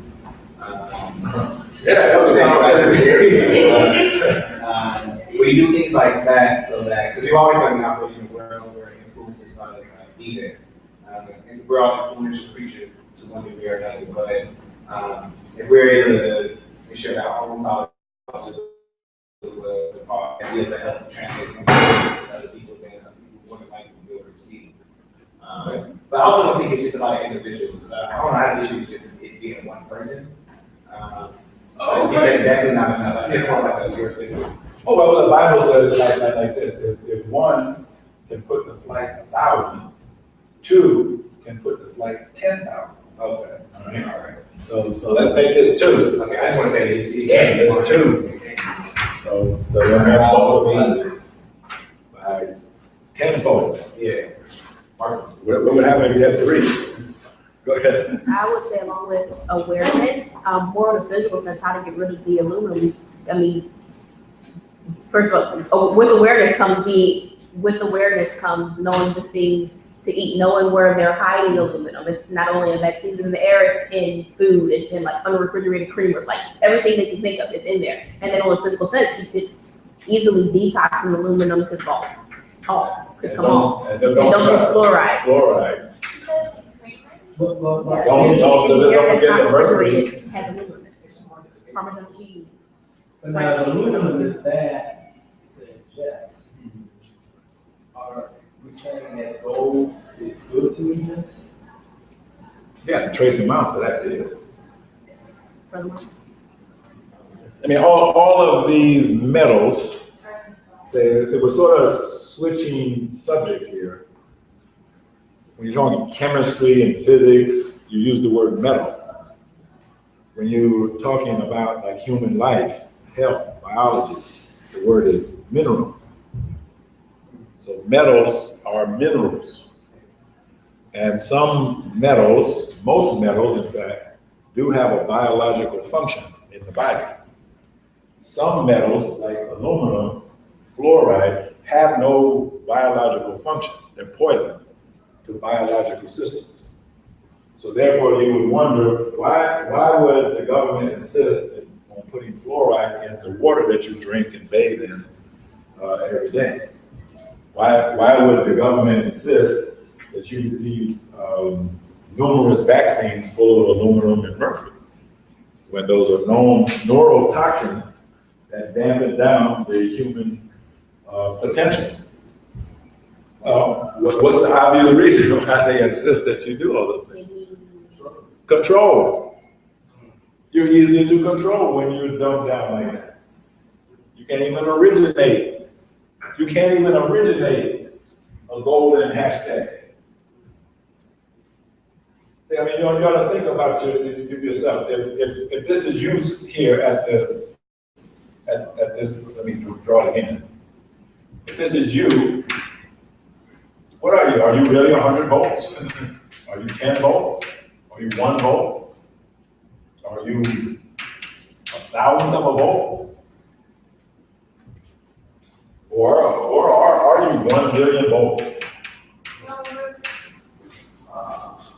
Because, and it's a relative situation, because if you've noticed, as I think at the beginning of the session, if you notice that using hashtags, sound bites in the media never actually seems to get anything done, then it means there's not enough power that's flowing through that system to do some work, to do something useful. And that's either because the origin of it, to begin with, didn't have enough power. And I don't know what the voltage on these lights are. If it's a 100 volt lamp here and you only have 50, you're not gonna light up the room. I'm sorry. So the question would be, how would any one of us do a personal assessment to find out how much power do you have? And is it enough? What was it? Power is equal to the acceleration of mass times distance over time, right? That's the definition of work. So the question would be, you, or me as an individual, do I have enough power to get the work done that needs to be done in a reasonable amount of time? If I don't have enough power to do it, then it means I can't do it. It won't get done. If I don't have enough power to get the work done, then the next natural question would be, how would I as an individual increase my power? Is that possible? That I'm a 10 volt person today, but next week I could be 100 volts. Yeah. And how big can I get? So increase your frequency by doing things like eating right and meditating, and you just work on your mind. The more you work on your mind, the higher your frequency. Yeah, and of course you gotta get rid of the things that are destroying your mind. Yeah. You have that on board, forget it. It's not gonna work. So anyhow, it's an interesting concept. So part of what you might want to think about is, okay, how do you consciously, with full awareness and intelligence and precision, how do you make human beings more powerful? So even if they don't have a button to push that's connected to an internet, you can make things happen all over the world. Well, that's not precision. That's general. That's right. That's right in general. But in order to actually accomplish it, you have to get down to the details. What would be working on somebody's mind? How would you do that? How would you start? What would you start? What would you stop? What would you change? You gotta first let them know they're in a matrix. I'm sorry? You gotta first make them aware that they're in a. Who made you aware of the matrix? Others who, Actually, the Matrix made you aware. They made a Hollywood movie that showed you a fake Matrix. Oh, I wasn't talking about the actual movie. I am. Yeah. See, I mean, even the whole concept of Matrix was given to you to think with. You did not arrive at that concept independently. Somebody told you to think about that and worry about it. I had a question. Is it bad? Learn karate. Is it bad that someone shared an idea with us and we agreed to it, or we thought that it made sense? Yeah. Well, see, there are certain laws that apply. Say, you're talking about communication. What makes it lawful for you and me to communicate is you agree to be communicated with. And I agree that you can communicate back and forth. As long as you're doing that of your own free will, and I'm doing it of my own free will, there's nothing wrong with that. But on the other hand, if I am secretly implanting ideas in your head without your knowledge or consent, that's a crime. So, some of the technology, let's just mention one, silent sound. What's silent sound technology? They have it on the radio, there's other things of that sort, but it has an intent behind it, and they broadcast it to your receiver. Yeah, it's silent sound because it's actually words, concepts, ideas being broadcast, but there's no sound. You don't hear it with your ears, you hear it with your mind. And so suddenly an idea pops up in your head, you start thinking about certain things. You can't tell that didn't originate with you. You think it did. Now, the best example of that, just to make it really clear how it actually works, this was actually field tested for the first time in 2003 in Iraq on the battlefield, where Saddam Hussein was talking about, this is going to be the mother of all battles, okay, when they invaded. And his Republican guards were out there, and they were going to defend their country with their lives. Then what actually happened? They broadcasted the sound to kill himself or something like that. Well, not to kill them. They received the broadcast in their head, each soldier. They said, lay down your weapons, surrender, and they were made to believe that they were listening to the voice of God. And so they threw up their hands and surrendered, and then the Americans came in and mowed them down. Not a fight. That's silent sound. Where you'll hear something in your head, you think it's Jesus. You think it's Muhammad, you think it's Buddha, you think it's Abraham Lincoln or something. Whatever you believe in, here it comes. And you think, I just had an amazing thought. No, you didn't. So that kind of communication is unwanted. It's unlawful. It's criminal because it actually takes over the power of a person's mind. And so that's what we have to actually grapple with this. So you were talking about Hong Kong, China, and all these events, these so-called color revolutions around the world, and a lot of it has to do with hashtagging and social media and all this kind of stuff. Those people out there in the street are protesting. What do they think they're protesting about? Is it something that they actually originated by the enemies of China? They're like the people in Ukraine. Here they elected a government. Next thing you know, they're in the streets protesting to overthrow the government. Why did you vote for guy. Now all of a sudden you have this big idea that he's a crook and you have to overthrow him and put some actual Nazis in power. Where did the idea come from? So a lot of now in Ukraine, a lot of the people, where did that come from? Why did we overthrow our own government and destroy our whole country? Why do we do it? On their own. But they actually weren't. How much did the United States spend on that kind of technology in Ukraine? $3 billion. $5 billion. They spent $5 billion. This is expensive. See, we're not talking about cheap stuff. It's expensive to do it, but you can't do it.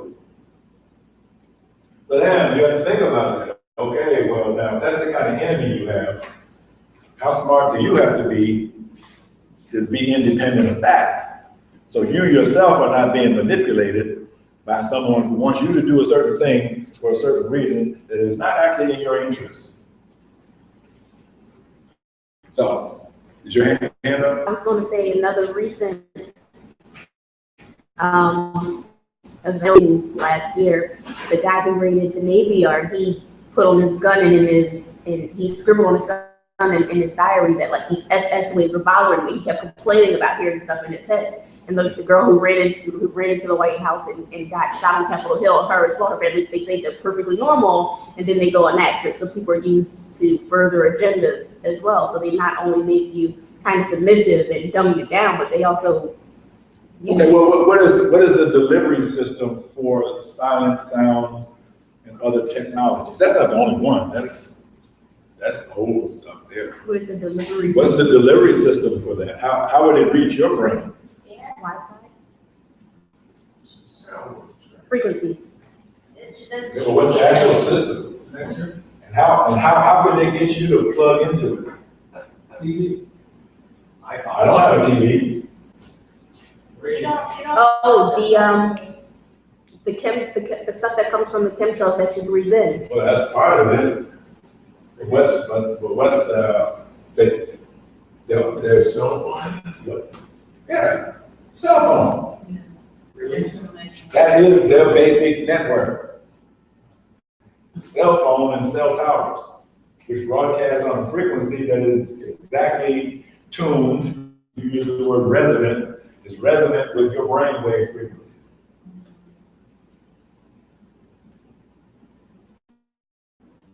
So that's what a cell phone is. You can say it's a communication device. Yes, it is. But who's doing the communication? Well, the least important communication is you talking to your girlfriend on the phone. That's the least important one. Well, that's the microwave. That's based on microwave. See, brainwave actually have microwave frequencies. So when you hold that, those microwaves are going through your hand and it heats up. That's what you heard.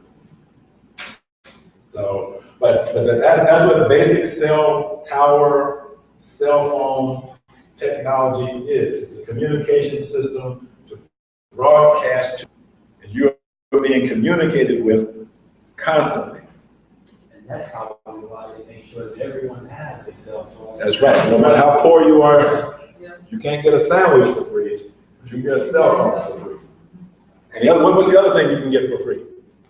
There's only two things I know of that you can get free in America. Free Wi-Fi. Shots. You can get vaccines and cell phones for free. Obama phones. Yeah, everybody can get everybody. I don't care how poor you are, you got a cell phone. And it works.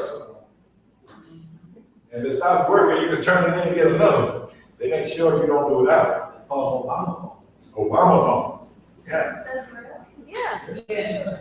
Well, wait a minute. Is it real or is it virtual reality? So is that why you were saying, we're talking about the aluminum shots, or that the aluminum is like one of the main ingredients because it allows these cell phones and these towers to basically program you? Not exactly. Let me look at that. See, we live on, we live on a round planet, right? So now the real question will become, how would you control all of the people on the planet? So in other words, if saying this guy here, he's the king of the world, I mean, he's the guy here. How does he control somebody down here? Because if he broadcasts, so if he sends out a signal, the signal goes out in space, most of the signal is going to reach this guy here. So how would you fix that problem? You create a field, circular field around the circular field. Right, so that's what the aluminum is for. So you spray aluminum in the atmosphere, the aluminum makes the atmosphere conductive. So now this broadcast that originates in one spot, it can travel and zap this guy in the head, no matter where he is. Now, the other beautiful thing about the aluminum is this guy breathes the atmosphere. So he has they're actually nanobots or nano chips. These are programmable chips that are, what does nano mean? What does it really mean? It is tiny, but how tiny is tiny? It's one billionth of a meter. That's really, really small. Okay, so these nanobot particles of aluminum are in the air. They're spread through the chemtrail. You see the chemtrail, that's what that is. Those are programmable nanobot chips that you breathe in, and they get lodged in the tissues in your body. How do you get rid of them? Well, that's another topic. But just as that makes the atmosphere conductive, it also makes you conductive and programmable. It makes the atmosphere programmable, so therefore, what can you do? Well, what can you do if you can program the atmosphere? Control it. Well, control it to do what? What would you want? Storms, okay. In other words, here's a province in China, they're making superior computers. Let's flood them. Let's hit them with, like last year, like storm after storm after storm, causing massive flooding. What is that? That's weather warfare. Like programming the atmosphere with the old technology hard. Create hurricanes, or a hurricane is coming for the East Coast, okay, send it out into the ocean. Or well, we want to move all the Negroes in New Orleans. So let's create a storm and send it to New Orleans and flood them out. And all of them have to move. So who actually owns the weather? Just take a wild guess. Who owns? Who owns? No, richer than that. Bill Gates has enough money to buy the weather. The Rothschilds. And the Rothschild.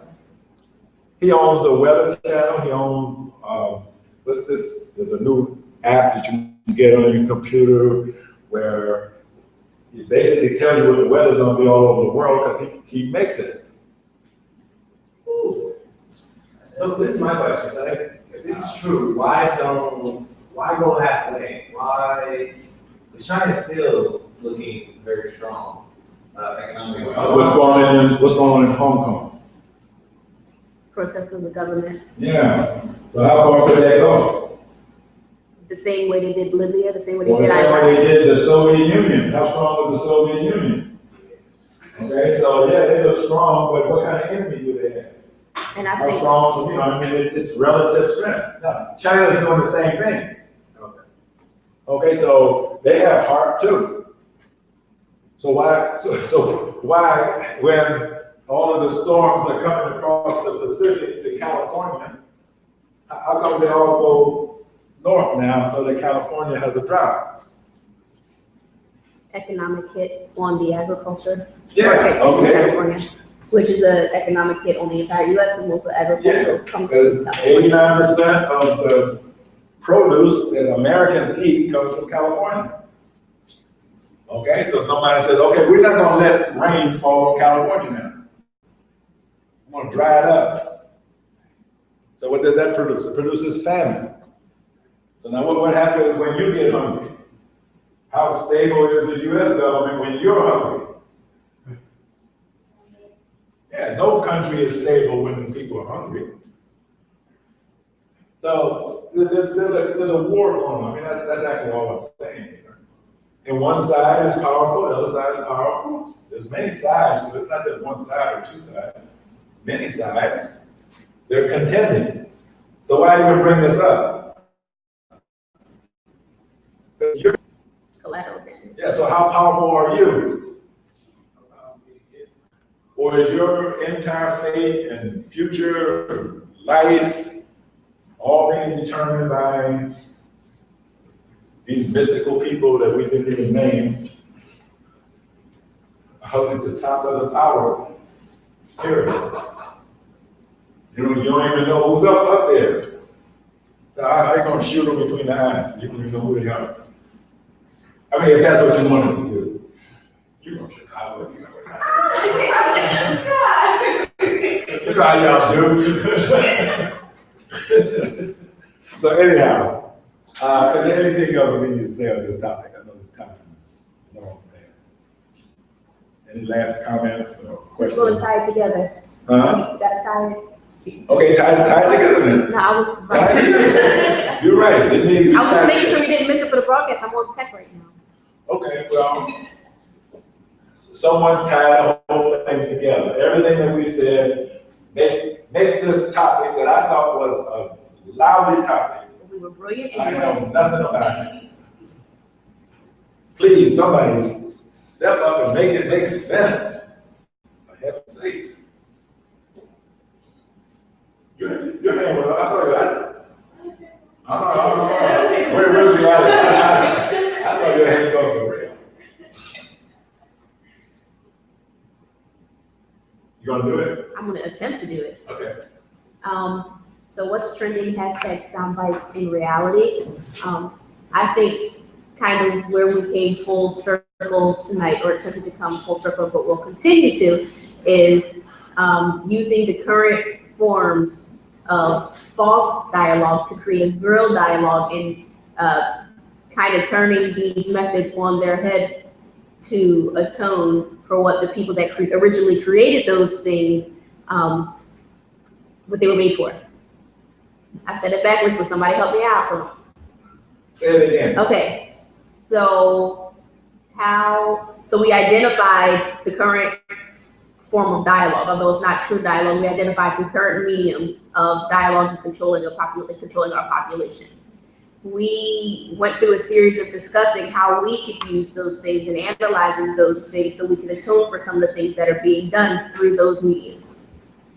Okay. So we tied in last month's topic, and we're beginning a great journey for this month's topic. Okay. All right. Somebody want to add to what she said?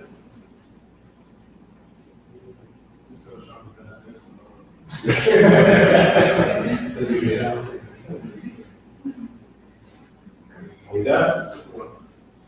Well, what's trending?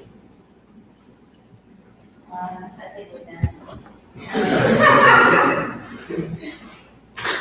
I also think we separated hashtag SoundBites and from reality. I think we pulled the wool from over. That's not reality, and we defined what actually is reality. And now we're going to go ahead and talk about what we're going to do about that and change that reality. Yeah, because really is a hashtag a real object? No, something that's existing virtually. It's abstract. Yes, it's a virtual object. Can't produce change. It's like virtual money. It's not actual. So they can't produce actual change. When I listen to Pandora, they have this commercial that comes on, what's it called? So many people have, on the internet, have virtual farm. Yeah, and it says that virtually no one has been fed from any of these virtual farms. Yeah, and that is the truth. You know, in other words, instead of having people involved in actual agriculture, like your grandmother, and grow tomatoes, and raise chickens to feed yourself and your family and your neighbors, you're on the internet with a virtual farm that produces nothing. But you're spending more time at that than your grandmother ever spent in the garden. And you come away from that more tired than she ever was in the actual garden. Yeah. So you have people who, and maybe the trend is increasing numbers of people are inhabiting virtual reality and leaving reality behind. I don't know that song, but I mean, don't we have a responsibility to still connect with folks who are moving from real reality to virtual reality?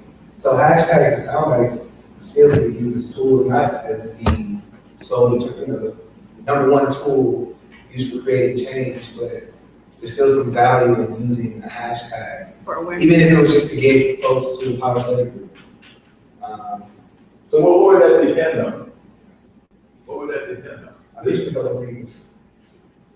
course, your own individual power, your own individual / collective power. Right. But more than anything, your intention. Your intention. What do you mean by that? What your idea is, what your purpose is, what your goal is. You mean like Or is strategy? it, if I'm taking a 3-point shot, that's my intention. Now watch, does it go in or not? If I don't have the intention, it's never going to work. Just because I have the intention doesn't mean it will go in automatically. But I have to have that intention. I'm trying to make that shot. Versus just shooting the ball. I Exactly. got you. So is that strategy? You don't pitch. So is that like intention and strategy? Because I mean, Yeah. a little baby can want to make the 3-pointer and they have every intention to really want to make it, but doesn't it have to be like intention and strategy? Because we actually have to move out and do it, and then if it doesn't work, try something different and I think that comes with attention. will. That's what it sounds like. But I don't think there's actually several steps in between intention and execution. We don't have time. Because anybody can send a hashtag like, oh, I think this is not cool, or something like a hashtag this. But to have the intention that, hey, I'm sending out this hashtag because I want other people Like to what? be connected to it. And we're eventually going to, meet and what's the power study group you saying? Yeah, see, it's just like the 3-point shot. It either goes in or it doesn't. So now if you're doing something through this system, you actually have to have a known goal that has to appear in reality. So if it's a meeting, for example, if your intention was, okay, we'll get 100 people to the power study group. Okay, well, then the next week comes, we'll see. Did 100 people show up? See, then you say, well, why didn't that occur if it didn't? Oh, let's work on our strategy. Let's see, maybe we sent through a copper hashtag. We need a gold one that actually get enough power at the other end to make happen what Huey said power can do. Okay. So any other comments, questions, observations? All right, thank you.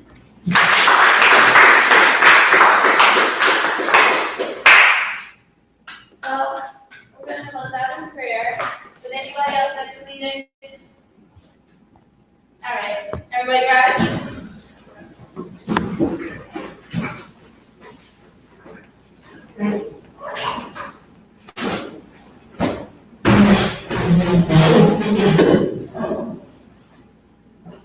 Arms outstretched, head bowed, eyes closed. In the name of Allah, the Beneficent, the merciful. All praise is due to Allah, Lord of the worlds, the beneficent, the merciful, Master of the day of judgment. Thee alone do we serve, and thee alone do we speak for help. Guide us from the right path, the path upon those who bestow favors, not those whose wrath is brought down, nor those who go astray of the hand teachings. Amen. We have a, thank you.